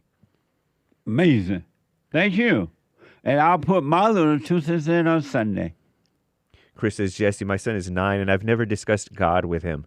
What would be the best way to do this? I'm still figuring things out myself and want him to have the correct guidance. Wait until he asks about it. Then you tell him. You just be an example. You live it. Be it. And when he asks, then you'll be able to help him. Oh, amazing. I wish you well. Jermaine, hi, Uncle Jesse and the team. The silent prayer I'm doing for 2 months now. Is it normal to see a bright light? Also, I feel an energy touch me on my right arm, but after that, the thoughts get more excessive. Is that normal? Just watch what happened. Don't worry. Watch it. And yes, you might see bright lights. You might not. You may see total darkness. You might not. Whatever's happened, you be the watcher and don't let Satan say, oh, Lord, what's happening? What's this? Don't communicate with the devil, with the spirit of evil, all right? Just watch. Amazing. Kayla bought a coffee. Grandpa, please tell me about the good old days. Thank you, Bond, and have a fine Tuesday. You too. Thank you, and thanks for your support. Grandpa, tell me about the good old days. Amazing. Thank you. Chris, Tony, that white man didn't start that fire. He threw out the gas can because he was getting ready to drive through a fire. SMH, eye roll, facepalm. I knew Tony was wrong about that. When he said probably. How you going to call up and say the white people probably started the fire? That doesn't even make, how does a grown person speak that way? What a mess. Thank you. Ignorantly. Typical. I knew he didn't have any video of some white man starting a fire, too. I know. Bronconus says with a Ninjagini, we have to always love everyone, forgive them, and be patient with them, as Jesus lovingly does for us. 70 times 7, you got to forgive if you want to be free. You ain't going to be free no other way. You can intellectually fake it, but you're still not free. Either you're forgiven or you're not. Amazing. Thank you. Mama said there be days like this, There'll like be my mama days said. like this. My mama said. Mama said. Says Kid Combo 1 with a diamond. Amazing. Thank you. And thank you, guys. I do believe that is all for now. Amazing. Let me go to Adam out of the Netherlands. Adam, welcome to the show. Thanks for calling. Yo, what's going on, Jesse? How are you? All is well, Adam. So let me ask. May I ask you a question before you get to yours? Of course. So is it true that the Netherlands is known as Holland? No, not really. Holland is a specific place within the Netherlands. Oh, okay. And do you speak, what do they speak? Dutch. You speak Dutch? Yes. And is it true that you guys, that they founded South Africa? There were no black people there. It was founded by the people, the Dutch people? Yes. Yeah. So, like, if you go to South Africa, the other day, I spoke with a person from South Africa, and we were able to understand each other quite well. The language is very similar there now, yeah. And so, because the Dutch basically made it. And why do black people in America think that black people founded Africa, South Africa? I've honestly no idea. I've never looked into that. Maybe they want to claim something to them because they have failed so much. They have what? Failed so much. Oh, yeah. Good point. Poor black, they can't find nothing they did. They also want to act like they built the pyramid things. But anyway, that's interesting that it's not widely known by a lot of people that South Africa was founded by the Dutch people. Yeah, no, totally. I mean, if you go there and you hear how they speak, it's like very similar to Dutch, basically. It just sounds like a little different, but we can literally understand each other. Interesting, man. Go ahead. You call for some other reason. Go ahead. Yeah. So there's this one podcast. Can you remember Tom Segura? Oh, yeah. Mama's House. Your Mama Place. Or Your Mama House or something like that. Yeah. There was this one podcast of him where you came on. This last week, I watched the same podcast like 5 times. It was so funny. And the reason that I find it so funny is because this wife of him was hating you so much and you stayed calm the entire time. I found that so funny. So I was wondering, did you notice how angry she was at you? I didn't notice. I noticed I can see some changes in her body and in her face as we were having the conversations. But I didn't notice a lot of anger. I thought I had a lot of fun on that show, but I didn't notice that. No, I didn't. Yeah, I mean that's why it was so funny, because you stayed calm and you made her even more angry by not going into her trying to troll you or trying to make you angry, and that made her even more angry. And if you just go to that video and you look into the comments, everyone noticed that. Everyone noticed how she tried to upset you by trying to ask triggering questions or make triggering statements, but you didn't get into it. You didn't even give her a chance to. Amazing. And if I remember correct, I think that she seems to agree with me more than her husband. Well, she was trying to troll you. She was saying constantly, "Oh, yeah, totally." She was being sarcastic, but you made her upset by not noticing it. That was the funny part. And how about with the when we talked about the mother? She seemed to have agreed with me about the mother's situation. If I remember correctly. It also kind of seemed like she was trying to be sarcastic and stuff like that. Amazing. She was like, "Why am I not a lesbian?" and stuff like that. Can you remember that? I can't, but I'm sure it was fun. I really enjoyed them. But the one point that you make is that's why we must overcome anger, because evil people and I don't know her situation, but evil people will try to get you angry. And once a person can make you angry, or if they can make you feel good, they have control over you.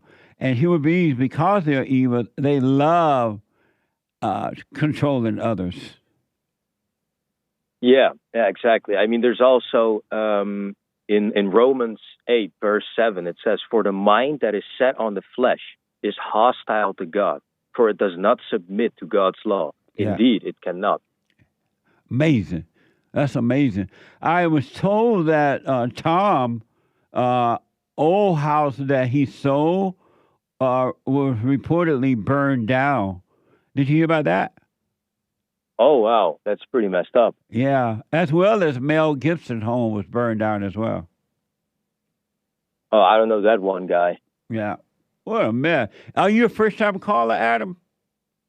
No. This is my second time. Oh, okay. Well, I appreciate your call, man. And I'm going to have to check out, I'm going to have to look at that show again to kind of see what you saw about it. I appreciate that. All right, man. Thank you. All right. I appreciate you. Call me again. Yeah, man. May our Lord bless you. You too. Thank you. Amazing. 888-7753-773. That's amazing that Mel Gibson home, along with Tom old home, were burned out. A lot of people were affected by those fires. Yeah, it's crazy. A lot of entertainment people and rich people, whatever you want to call them. Amazing, huh? Yeah, out of control. Yeah. Well, I wonder how many of those people voted for the Democratic. I wonder. Let me go quickly to Adam. Not Adam, but Andrew, first-time call out of New York. Andrew, welcome to the show. You're on the air. Jesse, what's going on, man? How you doing? All is well, Andrew. Jesse, I want to ask you, man, how can we stop these people to focus from focusing on color? I was on hold listening to when the guy said the white people are burning down California. How can we wake these people up, Jesse? You can't. You just have to leave them in their misery. You have to leave them in their hell and just work on yourself. There's nothing you can do about it. You are brainwashed. Yo, Jesse, I just want to wish you a very happy New Year, brother. Thank you, man. I really get a kick out of you and everything you do, man. You are a mastermind. So God bless you, bro. Thank you, man, and Happy New Year to you. I wish you well this year. All right, take care, bro. All right. Amazing. 888-7753-773. Let me go to, there's a line open, by the way. Let me go to Ryan out of New Orleans. Ryan, welcome to the show. You're on the air. What's up, Jess? How you doing? All is well, Ryan. All right. How you consider being in a foreign state? How we get out this foreign state? I'm sorry? How do we get out this foreign state that we're in? Oh, how do you get off the father state? Yeah. You get off it by realizing that you are angry, meaning that you're evil. And when you can admit to yourself that you're evil, it's the beginning of overcoming the fallen state, because then God can come in and help you from the darkness where you can admit that you're wrong. And anyone that angry has hatred. Anyone that has hatred play God. They think they know what they want. They think they know what they can do. They can everything. But we know nothing. And what is evil by knowing what's going on, baby? I'm sorry? I say you define evil as knowing as what's going on around us. That's evil? No. Evil, an evil heart in a man or a woman is a person that is playing God. We think we know what we want. We think we can do. We think we make decisions. We think we're in control of our own life. We judge ourselves and others. We play God when we have anger. Isn't that what you're doing right now? It's what? Isn't that what you're doing right now by playing God and judging other people? I'm not, and I'm not judging, but how do you think I'm judging others? because you think we're playing God, and you pass along your advice, think you want to play God, and you're giving people advice like you got to get away from your mother. You don't know anybody's mother. You don't know anybody's family. So you think that So how you figure that? you think that I'm playing God by telling people they got to forgive and return to God? Yeah, and all the stuff, all the stuff how that am you I say about returning to the order of God. And I don't How think am you I know playing the order of God? God. How am I playing God by telling people where they can find the help? Because I'm not trying to help them myself. I'm pointing them to the source who can help them because I know there's nothing I can do for them. Okay, so why do you speak on the doors even though you can't? I'm pointing them to the source that can help them. I think half the nation already know the source. What? I think half the nation already know the source. Know the source? Yeah, they know the source already. What do you mean by that? You know, they know the source. They know who to turn to for help. But then why don't they do it? They do it. It's just people like you. If they do it, why they still? If they do it, why they still have? No. I think. No. This is where I'm at. This is where I'm at right now. I know, but hold that thought. I'll let you say it. But if they do it, why are they still miserable? Why are they still angry? That's in your thoughts. Ain't nobody angry. You're not angry? No. You have no anger? No, last time I checked. You never get angry? No. And how were you able to overcome your anger? I never get angry. I may get disappointed, but I never get angry. Anger is disappointment. Why would you get disappointed if you have no anger? Because of life situations that we deal with every day. There's not one situation in life that you need to be disappointed about. That's bull crap. That's bull crap. They got situations out here. Why are you saying? They got situations out here. No, there's not one situation in life that you should be disappointed about. Okay, so we don't have no disagreements in life, right? Right. Okay. You said you said do we have disagreement? We can disagree, but we don't need to be disappointed. And why not? That's a part of life. No, it's not. That's a part of death. It is. That's a part of death, man. What's a part of... Wait. If that's a part of death, I'll be dead by now. And you are, and you are dead. You just don't know it. I am not dead. You are dead. No, you dead. You dead too. Brain dead too. Come on, Jeff. Amazing. I got to take a break, Ryan. Call me again. I appreciate you. All right. All right, buddy. I got to take a break, folks. One more hour to go. 888-7753-773. Let me take a quick break. Back in a moment. The hate news, not the fake news coming up. The hate news, not the fake news. Back in a moment. We have a counseling service, and I have to admit, thanks to God, it is the best counseling service on this side of heaven. I counsel with men and women, families, individuals around the world. Most people are unhappy, they're miserable, they have rough lives, they're depressed, suicidal, young and old, of all races. I understand, I know why, and I do understand it. Because exactly what's happening in me is happening with everybody outside of me, inside of them. And I've noticed that with those who really, really, really want to understand, they overcome it just like that, out of one counseling session.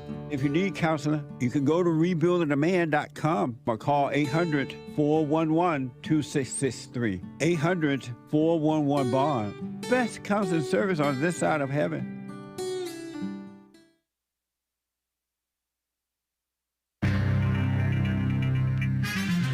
Gaza. Oh, pardon me. Gaza ceasefire hopes. About 64 living hostages yet out of 90 something that they still have, but many of them are dead. Ukraine missiles and drones hit Russia. Crazy. And the evil DOJ chastised Biden for pardoning Hunter.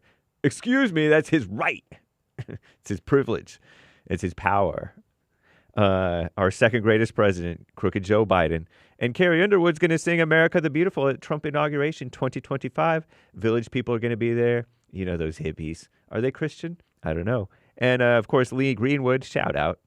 Rachel Maddow returning, did you know that she had stopped, to 5 nights a week on MSDNC for Trump's first 100 days.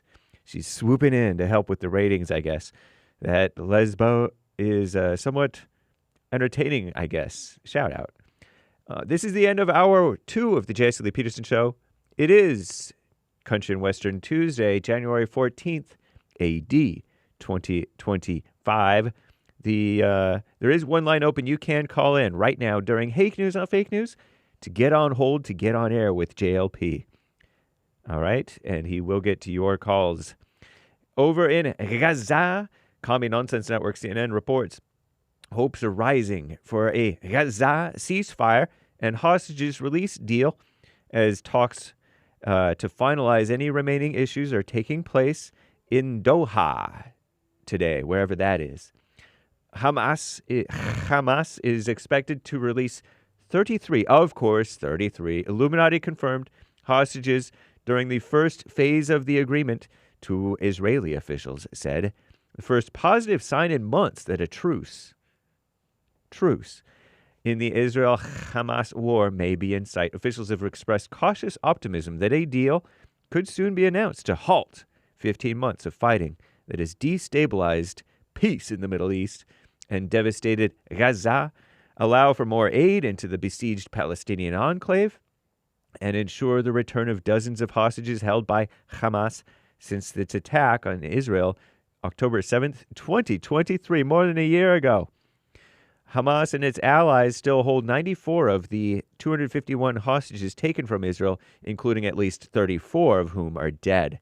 So it's like 60 hostages remain who are maybe alive, we hope, I guess, according to the Israeli government. And Ukraine struck Russian regions with a major drone and missile strike overnight, damaging at least 2 factories and forcing schools to close in a major southern Russian city, according to Russian officials and media.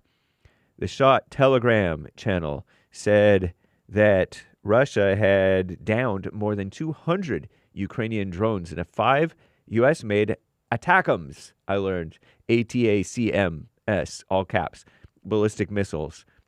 Shout out to Anchor Baby. He taught me what that means. It's ATACMS.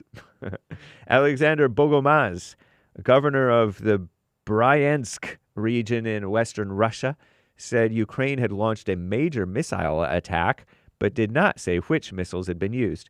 In the Russian city of Engels, home to an airbase where Russia's nuclear bombers are based, Saratov Governor Roman Busargin said an industrial enterprise had been damaged by a drone, but gave no more details. Russian Defense Ministry made no immediate comment about the attacks. Reuters, far-left extremist, off the deep end, Reuters was unable to confirm the reports, at least not immediately.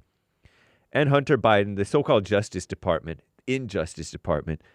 special counsel whose 6-year case into Hunter Biden was short-circuited by the unconditional pardon by crooked President Joe Biden, granted to his son, criticized the outgoing president in his final report released Monday.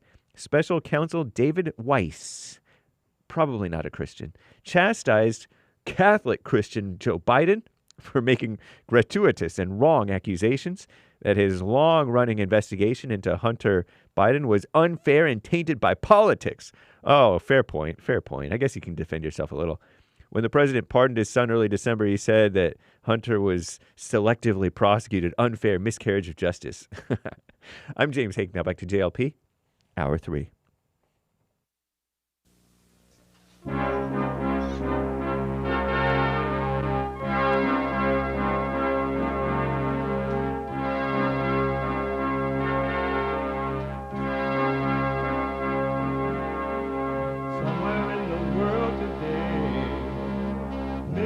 and to stand up strong.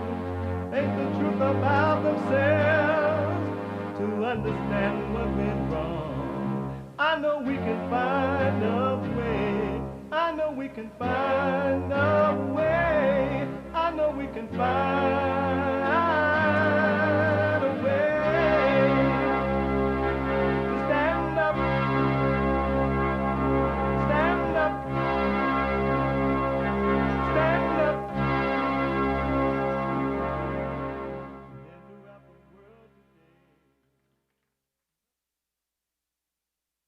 Uniting the races with truth instead of dividing them with lies. We're also rebuilding the family by rebuilding the man. I'm Jesse Lee Peterson. Welcome to the third hour of the show already. There is one line open at 888-7753. 773-888-77-JESSE. JESSE. And my biblical question, a doozy. Mama Mia doozy. And again, they are for people who want, men and women, people around the world who want to work on themselves. It's not for everybody. And that's fine. And I understand that everyone are not going to work on themselves, nor do they want to work on themselves. And this has been ever since human being existed. So it's not nothing new. Only a few will find that straight and narrow path. Most people love their misery. They love their hell. So the biblical question for those who want to overcome their hell, their unhappiness, their suicidal thoughts, their loneliness, their false identities. Are you a problem for yourself? It's the biblical question. Are you a problem for yourself? Are you a problem for yourself? Know thyself. You got to know yourself. You got to know yourself, not somebody else know you. You got to know yourself. If you want to be free, it's up to you. Are you a problem for yourself? We have every way that you can watch and support the show listed on jesseleepeterson.com/show. And you can listen to the show on your iPhone or iPad, anywhere in the world, no matter what you're doing. You can podcast, and you still can be listening no matter what you're doing. Exercising, making sweet potato pies, working on a plantation, whatever. Or just plain old relaxing. By calling the listen line on TalkStream Live at 605-615-4131. 605-615-4131. And to donate and have your comments read out loud, go to Buy Me a Coffee. BuyMeACoffee.com/JLP Talk. BuyMeACoffee.com/JLP Talk or Bond JLP Cash App. Bond JLP Cash App. Bond JLP Cash App. It's Tuesday. It's the last hour of the show on Tuesday. It is Country and Western Tuesday. Bring back,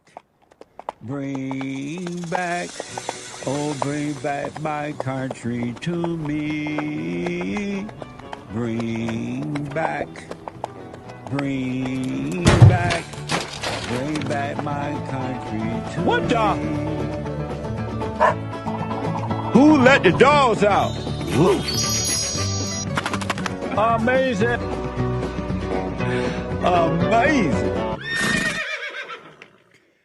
Amazing. Some of you might be aware of this, and some might not. I just heard about this morning when I was meeting with my producer, Derek. And he was telling me about the protests over the weekend. There was a protest against Border Patrol arrests in Central Valley. That I had no idea. I had not seen that in the media. And probably because most of the media today, right now, is about the fire. So even if they showed it, it's all about the awful fires that are happening. But according to ABC 30,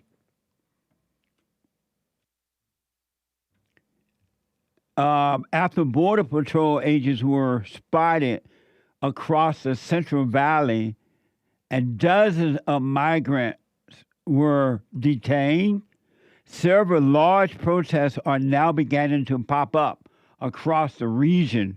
On Sunday, 100 gathered in northeast Fresno to show their solidarity for the undocumented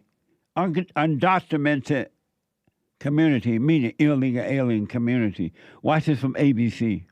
Developing tonight, hundreds of people gathered near Blackstone and Nees in North Fresno today to protest the recent detainment of 78 undocumented migrants in Fresno and Kern counties. Action News reporter Vince Ibarra joins us live from that area where the 12-hour protest just wrapped up. Vince. Well, Nick, it was a very long day for people out here. Organizers say they started gathering around 9 this morning, and protesters we spoke with say it was important for them to be out here to speak up and share their voice for people who didn't feel like they have a voice. My dad's got deported about like 3 or 4 times, and it was really hard the last time he got deported. Vanessa Gonzalez is one of hundreds who were protesting on Sunday near Blackstone and Nees in North Fresno. Gonzalez's father died after he was deported to Mexico. She says she's heartbroken that her children won't be able to meet their grandfather. When her father was deported, it left her mother, Linda Tabarez, with little help raising her children. They left me as a single mom with my 6 kids. I struggled, I struggled to be with them. I struggled to see them hurt because all they'll say is, I want my dad.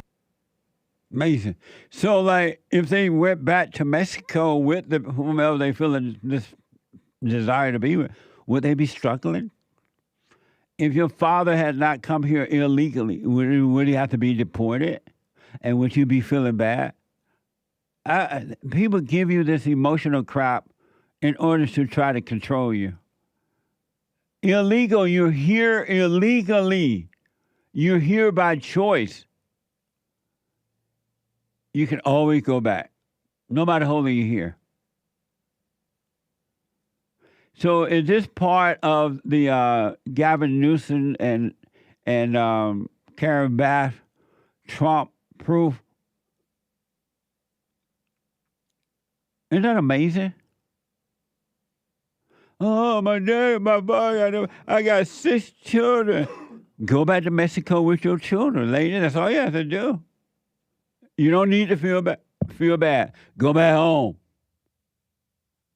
Border Patrol say all those detained had criminal history, but lawmakers are contradicting that claim. Watch this. Hundreds of protesters flocked to the area early Sunday morning, waving Mexican and American flags, as well as signs in support of immigration rights. This protest comes after 78 undocumented migrants were detained in Fresno and Kern County last week. According to the Border Patrol, all of those detained had criminal histories, but state leaders are contradicting that claim. In a press conference on Saturday, lawmakers say farm workers were also among those targeted. Even though they don't have a voice, there's someone that does and will represent them. As the sun set, protesters were still seen waving their flags, chanting, and even dancing near the busy North Fresno intersection. Action News reached out to the Fresno Police Department. They were unavailable for an on-camera interview, but did say they have officers monitoring the area to make sure people are exercising their constitutional rights safely.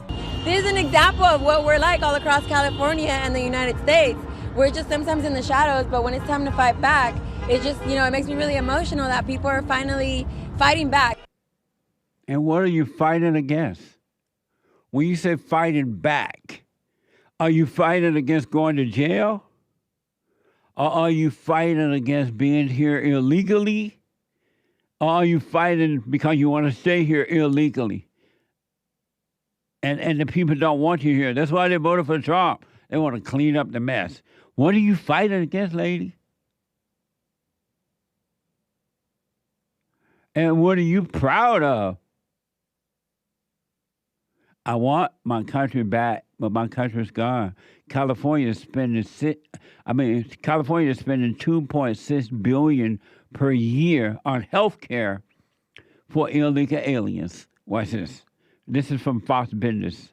But the thing is, for sanctuary cities and states, they complain about the cost, but they continue to add services. I want to show you California. As of yesterday, California has added a health care benefit for migrants. They are now going to extend free health care to migrants between the ages of 26 and 49. That's going to cover 700,000 additional people and cost the state $2.6 billion each year. Now, that's added onto that's added onto California's deficit, which is already $68 billion. Amazing. And the women are proud. They're coming out the shadows. And Gavin Newsom and Karen Bass want a Trump-proof California.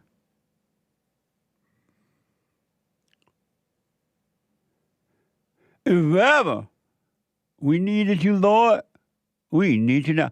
Now do you believe me when I say human nature is evil? There's no good in human beings. You're not going to find it. You can look until the cows come home. Human beings are evil. That's why we must be born again of good. And a quick reminder of what your government is allowing. This is just a small example of what your government is allowing from WPTV. And an undocumented man faced a Palm Beach County judge on Sunday morning in connection to a sexual assault of a teenager earlier this month. Watch this from WPTV. Hey, make this go viral, y'all, because I'm on some real shit right now. Just think it. If y'all want the murder rate to go down, why y'all on this make a state for straight? My apologies. Here's the clip. Documented man accused of sexually assaulting a 13-year-old is behind bars. This is Santo Martinez Varela facing a Palm Beach judge on Sunday morning. Detectives with Palm Beach County Sheriff's Office say he assaulted a 13-year-old girl back on January 2nd near Okehilly Park in West Palm Beach. He's being held without bond. Detectives say DNA technology led them to Martinez. PBSO says he entered the country illegally 2 years ago from Honduras. They're coming from around the world, and the government want a Trump-proof. And this government is what you voted in.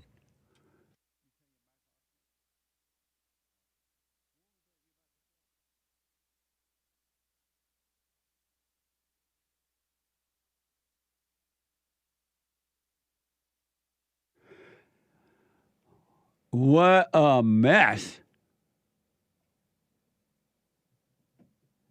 And yet you turn around and you vote for the same people. California has been controlled by the Democrats for years now. And things are only getting worse. And they keep voting them in. And then with the fire, now that the fire here, people looting and carrying on, they're scared. But you voted for the people that allowed this to happen. You get the kind of government that you vote for. 888-775-3773. Let me go to Michigan and talk to Josh out of Michigan. Josh, welcome to the show. You're on the air. Hey, Josh. Hello. Hey, Josh. Yes. Hello. Hey, man, Happy New Year. Hey, the child, Happy New Year to you, Jesse. Happy New Year, Jesse. I just called to wish you a Happy New Year, and I'll continue to support your message. I enjoyed and you're doing a good job. I talked to Annie just for the New Year. She's doing good. Right on. Well, thank you, man, and Happy New Year. I wish you well this year. I hope this is one of the best years of your life. Hey, man. Thank you, man. I'm looking forward to that. I'm so happy that I got a chance to come in contact with you, basically through her. And it's just been amazing. Amazing. Listen to your show. Amazing. Yes, all the way back to Barber County. That's right. Barber County and Russell County, Alabama. Alabama, sweet home Alabama, That's right right. down to Dixie. That's Yeah. right. Thank you, man. I appreciate your call, and Happy New Year to you. Happy New Year to you and continue good work. I'll continue to support you. Thank you, buddy. I appreciate it. All right. Bye now. Okay, take care, Jess. Bye. Amazing. Nice. There's a line open, 888-77-JESSE. Let me go to William, a first-time caller out of California. William, welcome to the show. You're on the air. I would. Hey, Jesse, how you doing? All is well, William. Hey, Jesse, I got a question for you. Okay. I've been listening to your show now, maybe about a little over a week, and forgive my parents, everything. Not in person yet. They're going to be coming over this month, end of this month. But my question for you is, what's an example that I could use to stay present throughout my day? Oh, okay. Good question.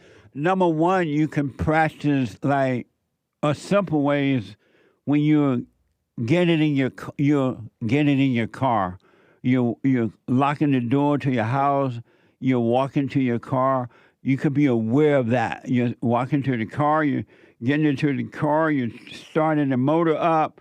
Be aware of that. Those are simple ways first, right? Okay.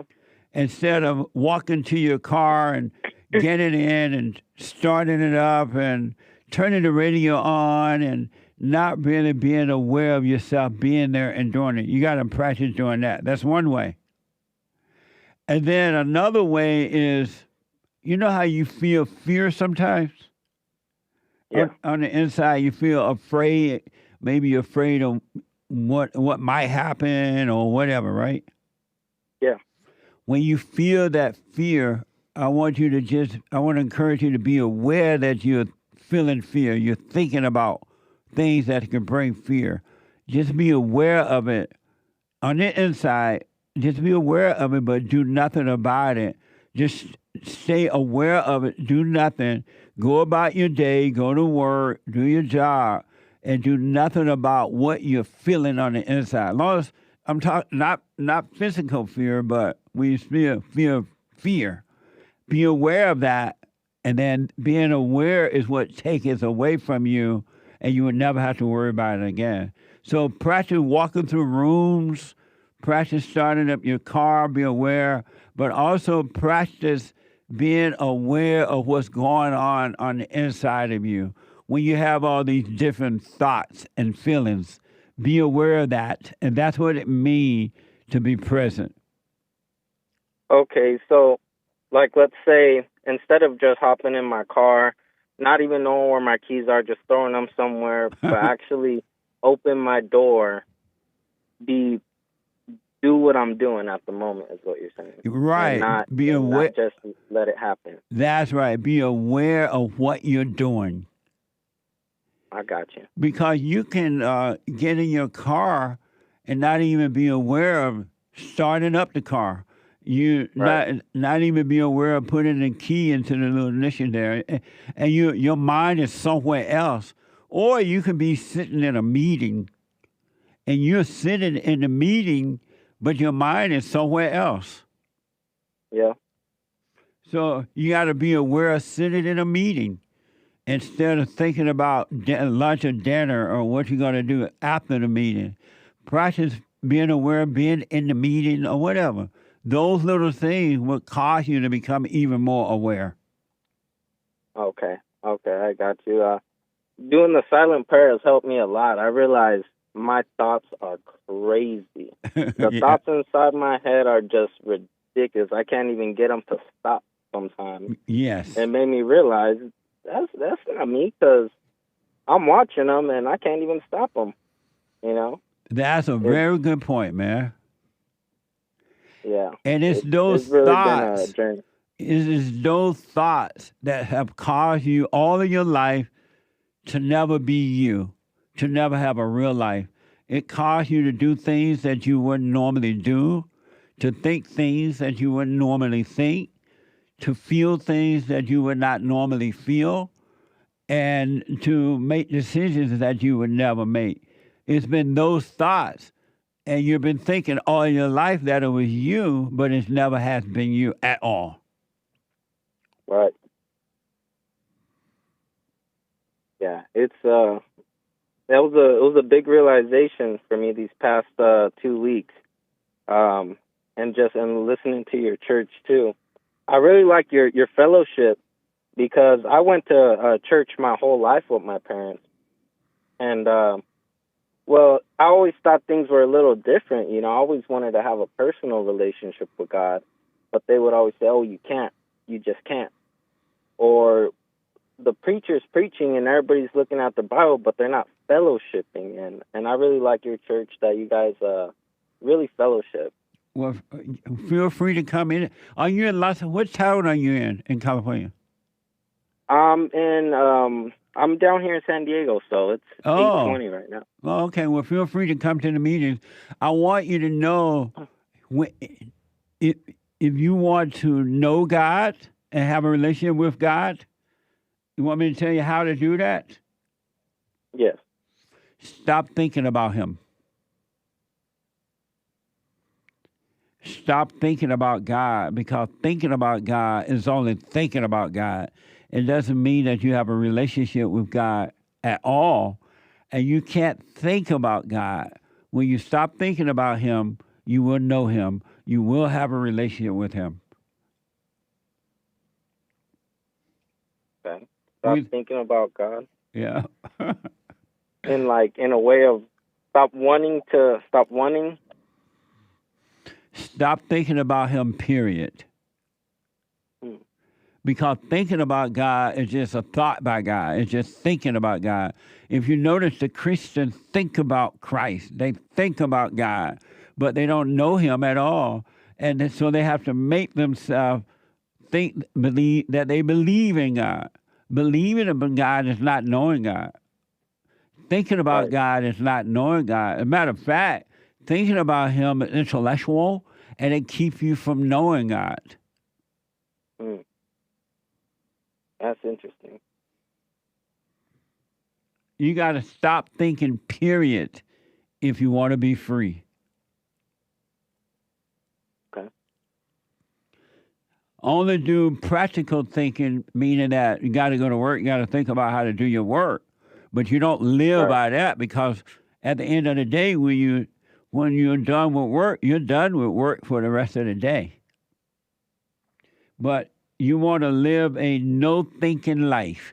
Don't think about tomorrow. Don't think about yesterday. Don't think about what you want. Don't think about what you need. Don't think. Just live. Don't think about God. Don't think about Jesus. And you will just live your life, and it will be amazing. Most people are not living their own lives. They're living the life that they've been told how to live, what to want, what to think. They've been told, grow up, get married, start a family, buy a house, start this and do that. And they're not living their lives. They've been told to have this moral or that moral. This one is right, and that is right. That's wrong. And they're trying to live up to something that they've been told by their family, their parents, and the church, and everybody.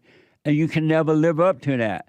You're going to only be able to live your life when you stop trying to live up, when you stop trying to compete, when you stop worrying, and just live your life. You'll be fine. I see the truth in that. And it's God who is allowing you to see that, and it's the same Spirit that will guide your whole life for you. It would just be mind-blowing. Let go and let that happen. You'll be fine. All right. And make sure when your parents come up, forgive them. And if they don't like it, fine. If they admit they're wrong, fine. But you forgive. Yeah, I gotta do it for me. Yeah. I know my mom's gonna be like, "What I do?" But it's not for her, It's for me, because I know there are things that I did resent, and both of my parents. So I'm gonna forgive them, and I'm gonna do it for me. Yes. And every human being on this earth, if they want peace in their life, if they want perfect peace, they got to forgive their mothers and return to the Father. They got to forgive their fathers as well. Yeah. Amazing. Amazing. Thank you, William. Thank you, Jesse. All right, buddy. Amazing. Bye now. 888-7753-773. Joshua out of New York. Joshua, welcome to the show. You're on the air. Hi, Jesse. Thank you so much. How you doing? All is well, Joshua. Yeah, man. Listen, 2024 for me, you see the fires that's going on right now in California and Yes. LA? Yeah. I had that internally. Yeah. But I Yeah. don't mean it in a negative sense. I mean it in a positive sense. I burned down, everything, dealing with the ego within me. Because I didn't realize I had so much trauma with my family, and I was so focused on how do I heal from the things that they did to me. And I spent years trying to come at peace with that, but I realized that I'm focusing too much on me and I, but there is no I, you know? Yeah. So I finally sat down with my parents and I told them, that I forgive them. But most importantly, like how you teach, I asked them for forgiveness for me resenting them, because I realized that for years I was in a fallen state, feeling, disrespected. How could they have done that? And then I thought that because my ego was hurt, I could justify the anger I had towards them.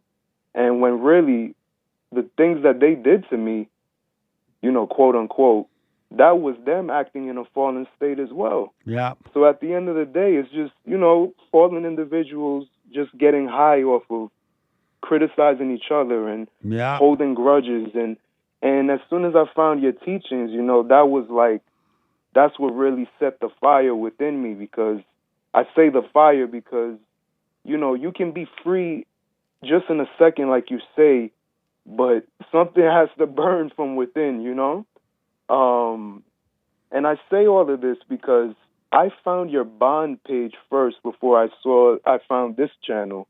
And I'm glad I did, because I got to grasp the message first, Yeah. But when I've listened to you on this channel, when I hear you speak about, the government and Trump and Biden and the blacks and the whites, I listen without judgment. You know what I mean? Those are your opinions. Yeah. And because I took the message, I'm not triggered by anything. You know what I mean? Like, I'm probably the only conservative in New York, to be honest. So I've heard many opposing opinions and whatever. It's all surface value. I find truth in everything. But I say that because when I hear you talk about these things, whether you support Trump or whether you think, the blacks are stuck in their misery, my question to you is, shouldn't we really be criticizing the devil within instead of the people?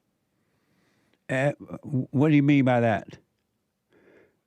Like when we, because, I agree with you. I don't think Biden was the best president ever. And I do think people are stuck in their misery. But instead of saying like, oh, the blacks, or, oh, you voted these people in or whatever, shouldn't we really be criticizing the demons that are causing these people to act this way instead of like judging the people? Well, and you're right. I mean? And we do point out that it's not them, but it's something else that's made a home in them.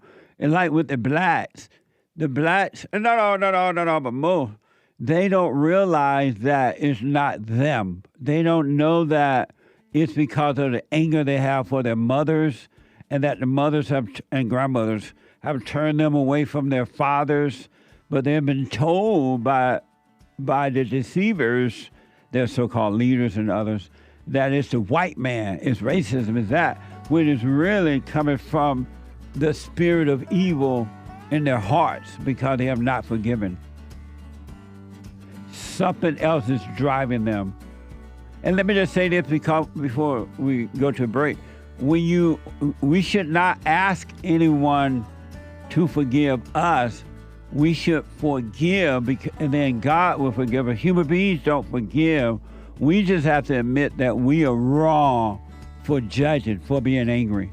And when we admit that, then God will forgive us. Thank you, Josh. I got to take a break. The treasure chest is now open on D-Live. Because thank you, Josh. Amazing call. Back in a moment. Things to make you mad so they can control you. It's like being married. And the wife would do things to make you mad, or she'll do things to make you feel good. And men do that to women too when they want something from the woman, especially sex. They'll make her feel good or they'll make her angry. And the woman's gonna have to say, you don't want to be angry. You want to speak up. You want to disagree with what's going on. It's wrong, but do not be angry. Then you won't have fear. You won't have doubt. You won't have worries. You'll be able to see, but you got to stay away from anger. That's why you must forgive your mothers and your fathers so that you can overcome the spirit of anger. It's a spirit and it's wicked. Nothing good in anger because it has no love, folks. You need love to defeat evil. And love is not a weakness. It's a strength. It's from God. It's His nature.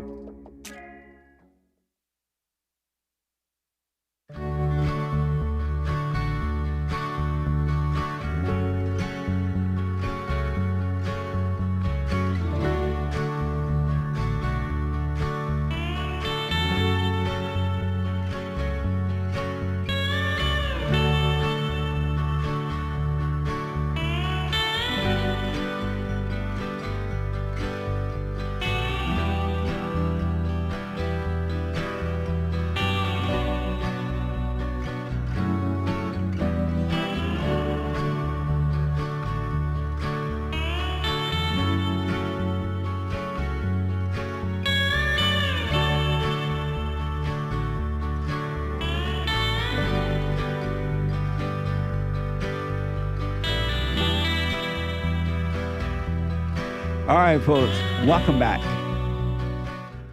888-7753-773. I really want to encourage you. Do what you want, of course. Stay in your hell. Stay in your misery.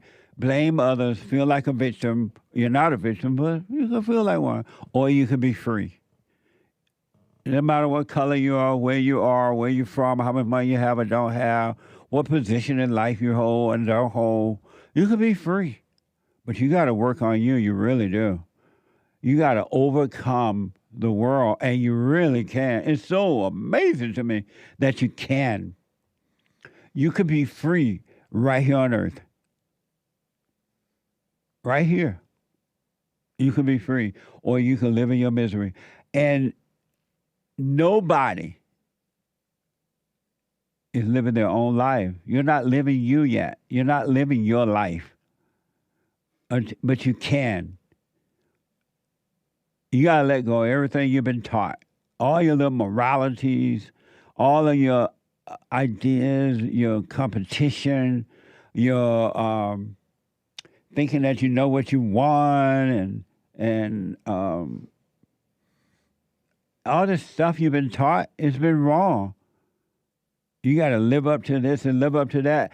Have you noticed all of your whole life so far you have not been able to live up to anything? And you tried. It's not that you have not tried. And you can't do it. Because there's nothing to live up to. So you can live freely. You don't ever have to try to live up to anything. Don't try to live up to anything. You can't live up to anything. There's nothing to live up to. Isn't that weird? Think about that.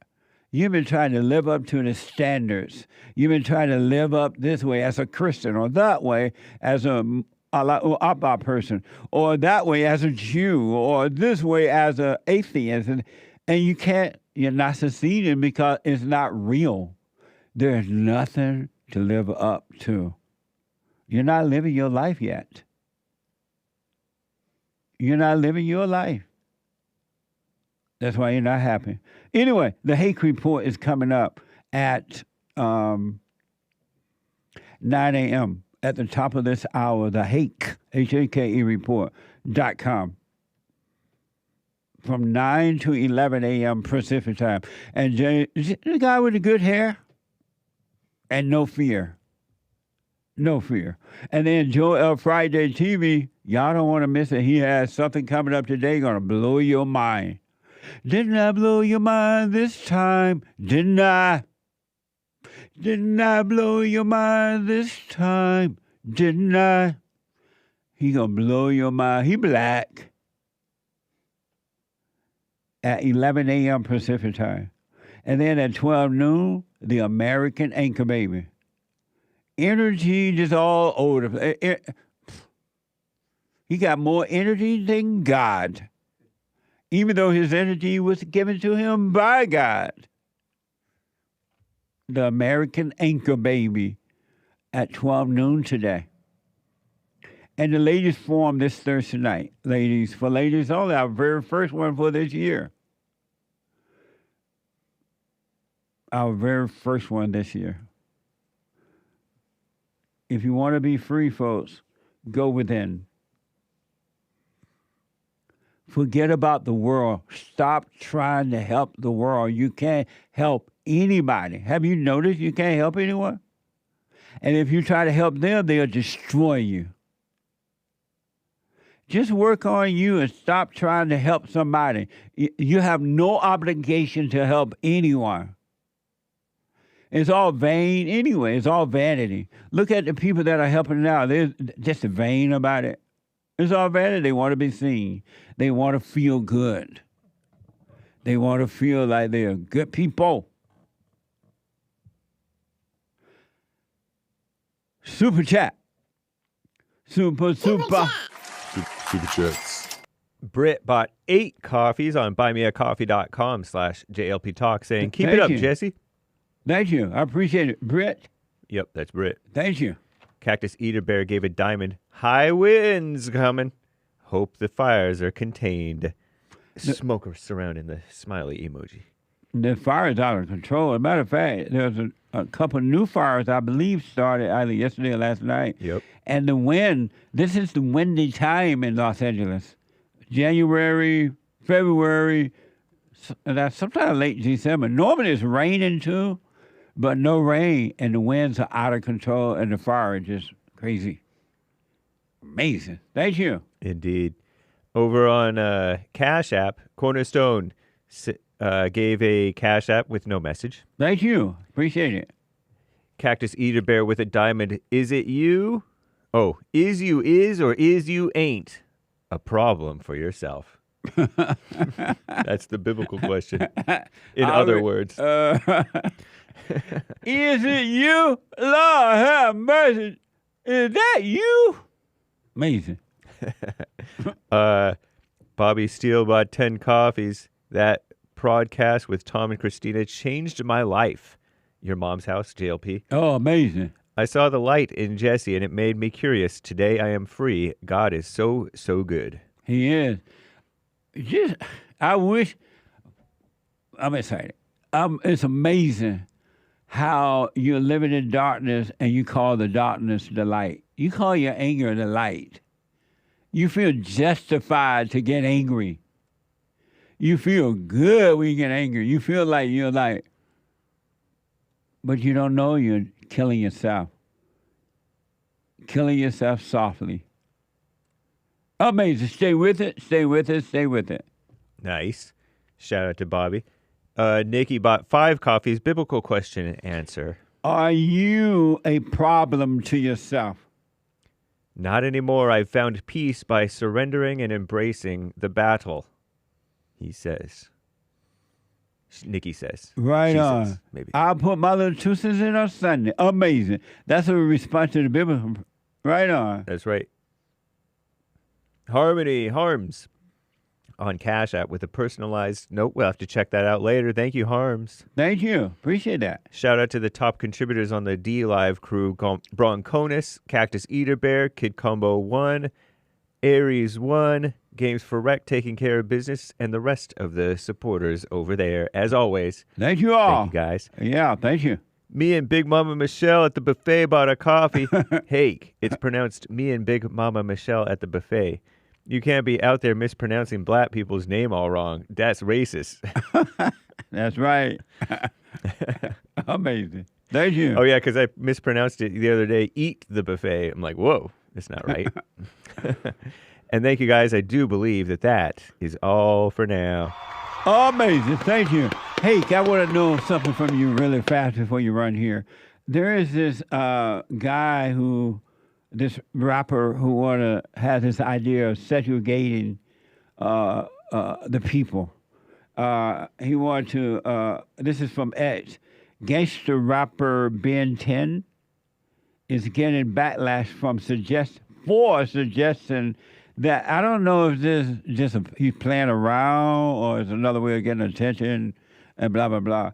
But according to from X, gangster rapper Ben 10 is getting backlash for suggesting that the U.S. government should create a segregated state that only allows gangsters, criminals, and killers to live in it and allow them to just kill each other.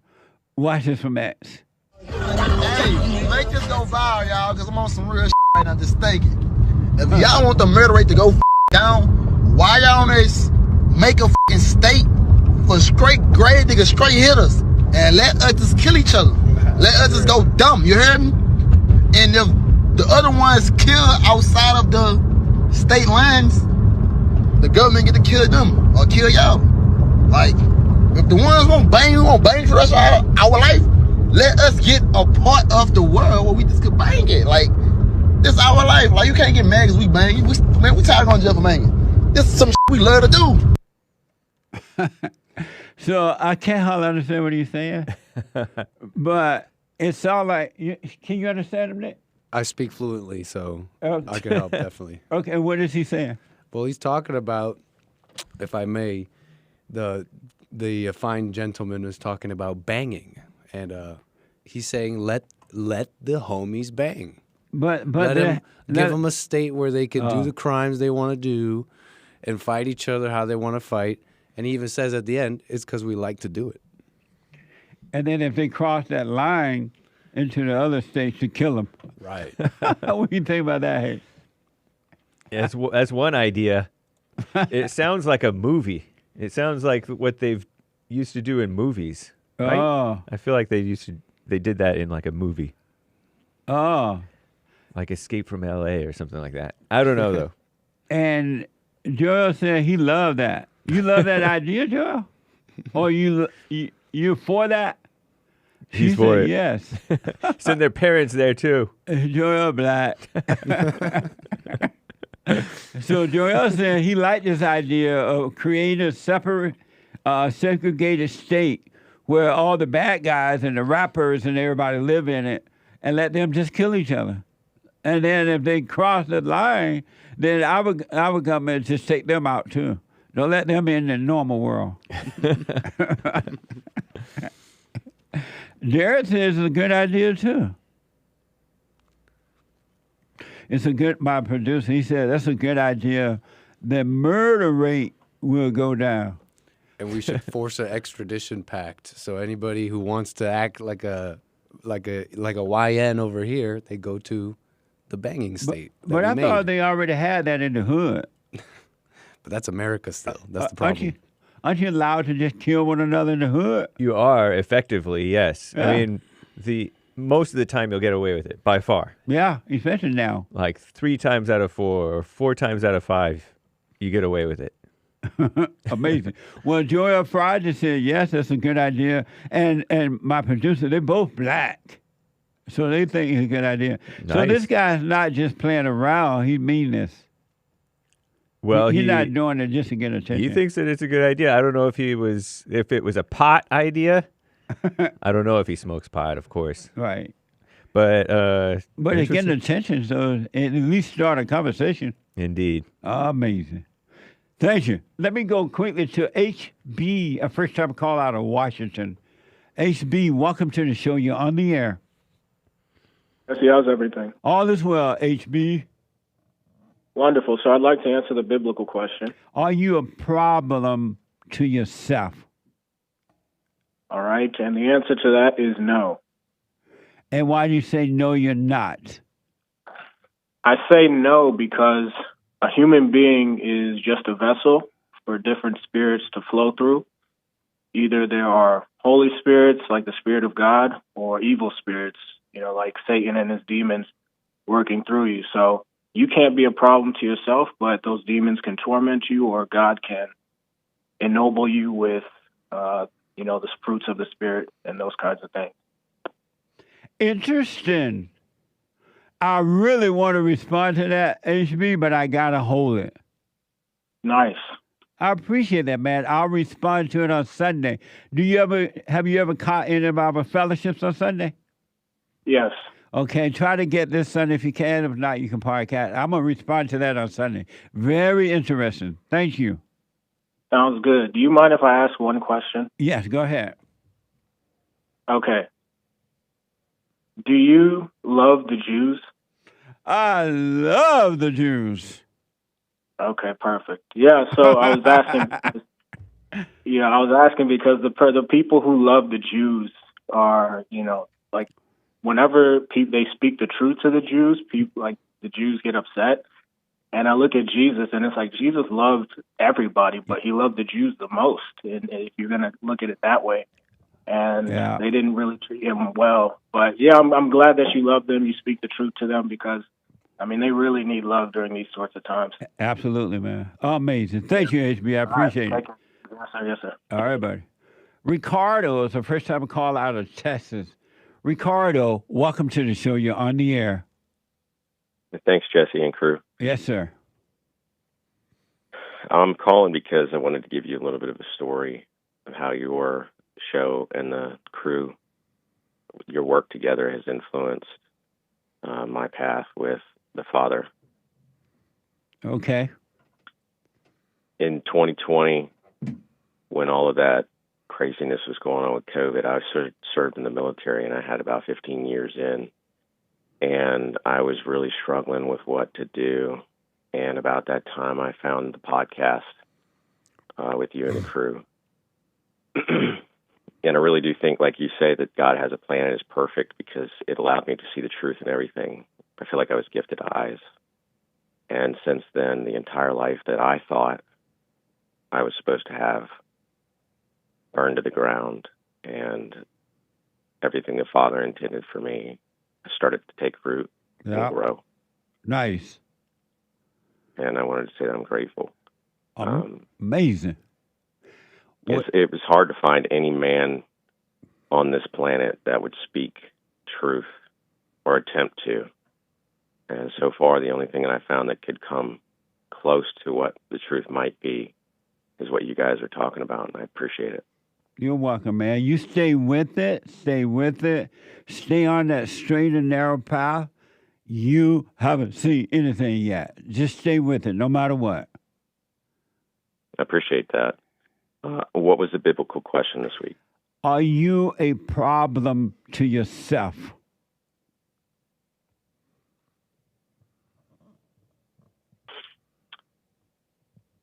I think the problem starts with the choice you decide to make. You choose evil, or you choose good. It's your choice. Amazing. Well, I appreciate that, man, and I'll put my little 2 cents in on Sunday. Thank you. Thank you. And stay with it, Ricardo. You stay with it, man. Stay with the prayer and just watch and live your life, all right? I will. Thanks. God bless you. You too, buddy. Amazing. Logan is a first-time caller out of Canada. Logan, welcome to the show. You're on the air. Hey, good morning to you, Jesse. Good morning, Logan. Yeah, I just am calling Jesse mainly to thank you.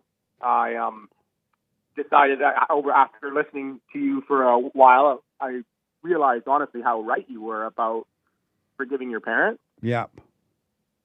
And so over the holidays, I wasn't necessarily going to do it, but I went down to see my family, and right away after interacting with my family for a bit, and especially my mother, I realized that I had to say something. And so I did, and it was amazing. Amazing. Yeah. Yeah, I just wanted to tell you about it a little bit. She was pissed. Hey, how did you deal with it? Well, we were sitting down kind of after dinner, after all the younger part of the family had left, and we were kind of just talking about nothing. We were talking about sports or something, and And it was just sort of we were just talking about nothing. So I figured, you know, here's right now is the time. And so I was just pretty direct. I almost used the exact words that you recommend using. They're kind of beautiful words. And I modified them maybe slightly in my own way, but just told her, that I, you know, told them both and told my mom that I've been wrong for resenting you, and but that I forgive you for being controlling. And she got so white hot mad that, and the more angry she got, my mother, the more it made me sure that what I was doing was the right thing. Yep. Like right away, like she just started getting so angry, and that just made me more sure of myself. Kind of, it was just like, wow. And then I forgave my father for like you said, for, you know, I have a sort of a better relationship with my father, and I did want to tell him that I wanted to forgive him for sort of enabling my mom's controlling nature. Yep. And I was kind of worried about how it would all kind of unfold, because I just didn't know, you know. What a mess. Yeah, exactly. And what did your father say? How did he react? Well, that was what was so cool, is he handled it so cool, kind of. He was like, he right away realized that I was actually had something very real to say to both of them, and so was kind of, and he didn't get angry at all. And at one point, my mom stormed out of the room in anger, and he was like, "Oh, it's probably all my fault." And he said right away, he said, "Thank you for forgiving me." Like, right on. And just handled it really well, and sort of had my back too. My mom was trying to kind of get out of it in a way. She was trying to kind of, you know, get out of the whole thing, like she was been falsely kind of, you know, accused, so to speak. And but my dad wouldn't let it happen. Like, he kind of had my back, which was really cool. Right on. Amazing, man. Yeah, it was amazing, Jesse, just like you said. When you stay with it, all you need to do now, because the light is on, the Father's allowing you to see, all you need to do now, is stay present. Practice staying present rather than being lost in your thoughts, thinking about the past or the future, or this or that. You practice staying present and let life happen. You haven't seen anything yet. It gets better. You bet, Jesse. Yeah, no, I'm absolutely already working on that. And, I'm so thankful for all that and how powerful that all is to doubt every thought and everything. Just really helps me out. Right on. Amazing, man. Thank you. Call me again. You bet, Jesse. Take care and have a great New Year. You too, buddy. Amazing. You can be free, folks. You don't have to live in misery. You can be free. Right now, if you really, really wanted to be free, if you wanted to walk out of the imprisonment of your mind, because that's where prison is, you can really walk out of prison right now and be totally free. You can be in this world and not of it, meaning you're not controlled by the world, people of the world. Human beings are mean and nasty and evil, and they're roaming the earth seeing who they can hurt because they're miserable and they feel like life. Super chat. Super. Super chat. Someone gave 5 coffees with no message. Thank you. Thank Amazing. you as always. Yeah. And Harmony Grits has a question. What does the Great White Hope have to say today? Let me check. We are going to drain the swamp in Washington, D.C. Deep. That's right. Amazing. Thank you. And thank you, guys. I do believe that is all for now. Amazing. Thank you all so much. I absolutely appreciate it. Wow. Listen, folks, really, I'm telling you the truth. You can drop your anger. You got to forgive your mothers. Ain't no way around it. If there was a way around it, you would have done it already. Go and all human beings have to forgive your mother. No such thing as a good mother. Now some people say, oh, I can't find anything that I need to forgive. Yes, there is something you have to forgive them for. Forgive them, your mothers, because you have been turned away from your Father. Salvation is about a return to the Father. You're out in the wilderness, you're lost and don't know it. And you're reaching out for everything but the right spirit. All right? Forgive your mothers, forgive your fathers for not protecting you from your mothers, and God will forgive you. Don't ask for forgiveness. Hey, I'm sorry for resenting you. I'm wrong. You did the best you could. You could not help yourself. I'm wrong. And God will forgive you. Do the silent prayer, rebuildingtheman.com/prayer, so you can practice staying present. Eventually, you won't even have to do it from the video. You'll be naturally become that way. You'll come out of darkness. Practice staying present this year, all right? Rick from Hampton, Virginia. David, a first-time caller out of the UK. Heard around the world. Who is this from Texas? Judas? First-time caller out of Texas. And the caller just dropped. I'm out of time. But tomorrow is Wednesday, Manhood Hour in the third hour. Take control for your own self, your own life. Stop trying to help people. You can't help anyone. And you really, in all honesty, have no obligation to help anyone. You're not obligated. You're obligated to help yourself by overcoming your fallen state. And then God will direct you. If you, the right person want help, you just help the right person in the right way by pointing them back to the Father. You can't help them, but the Spirit of the Father will. For those that want it, most people don't want it.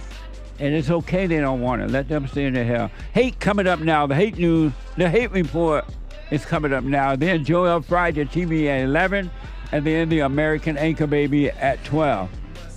Have a good day, folks. I got to take some Father State shows today. 3 of them. What the? Have a good day. Bye.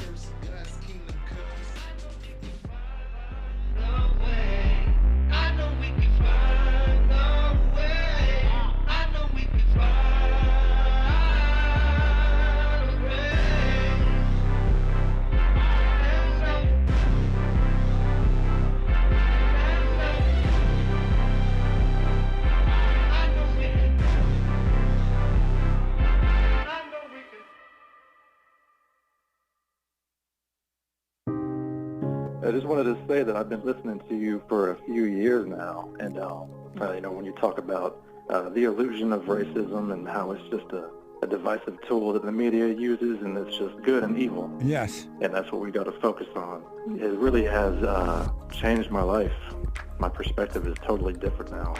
I'm more calm. I'm more peaceful. When you talk about forgiving your mother and letting go of that hate, and it just transforms you.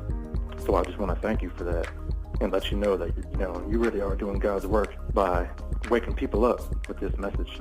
Amazing, Aaron. Thank you, man. I appreciate that. Sure. I can hear the angels in heaven singing right now. They're rejoicing. That's amazing. Stay with the silent prayer. Speak up, don't resent, and doubt every thought. And Aaron, you have not seen anything. Anything.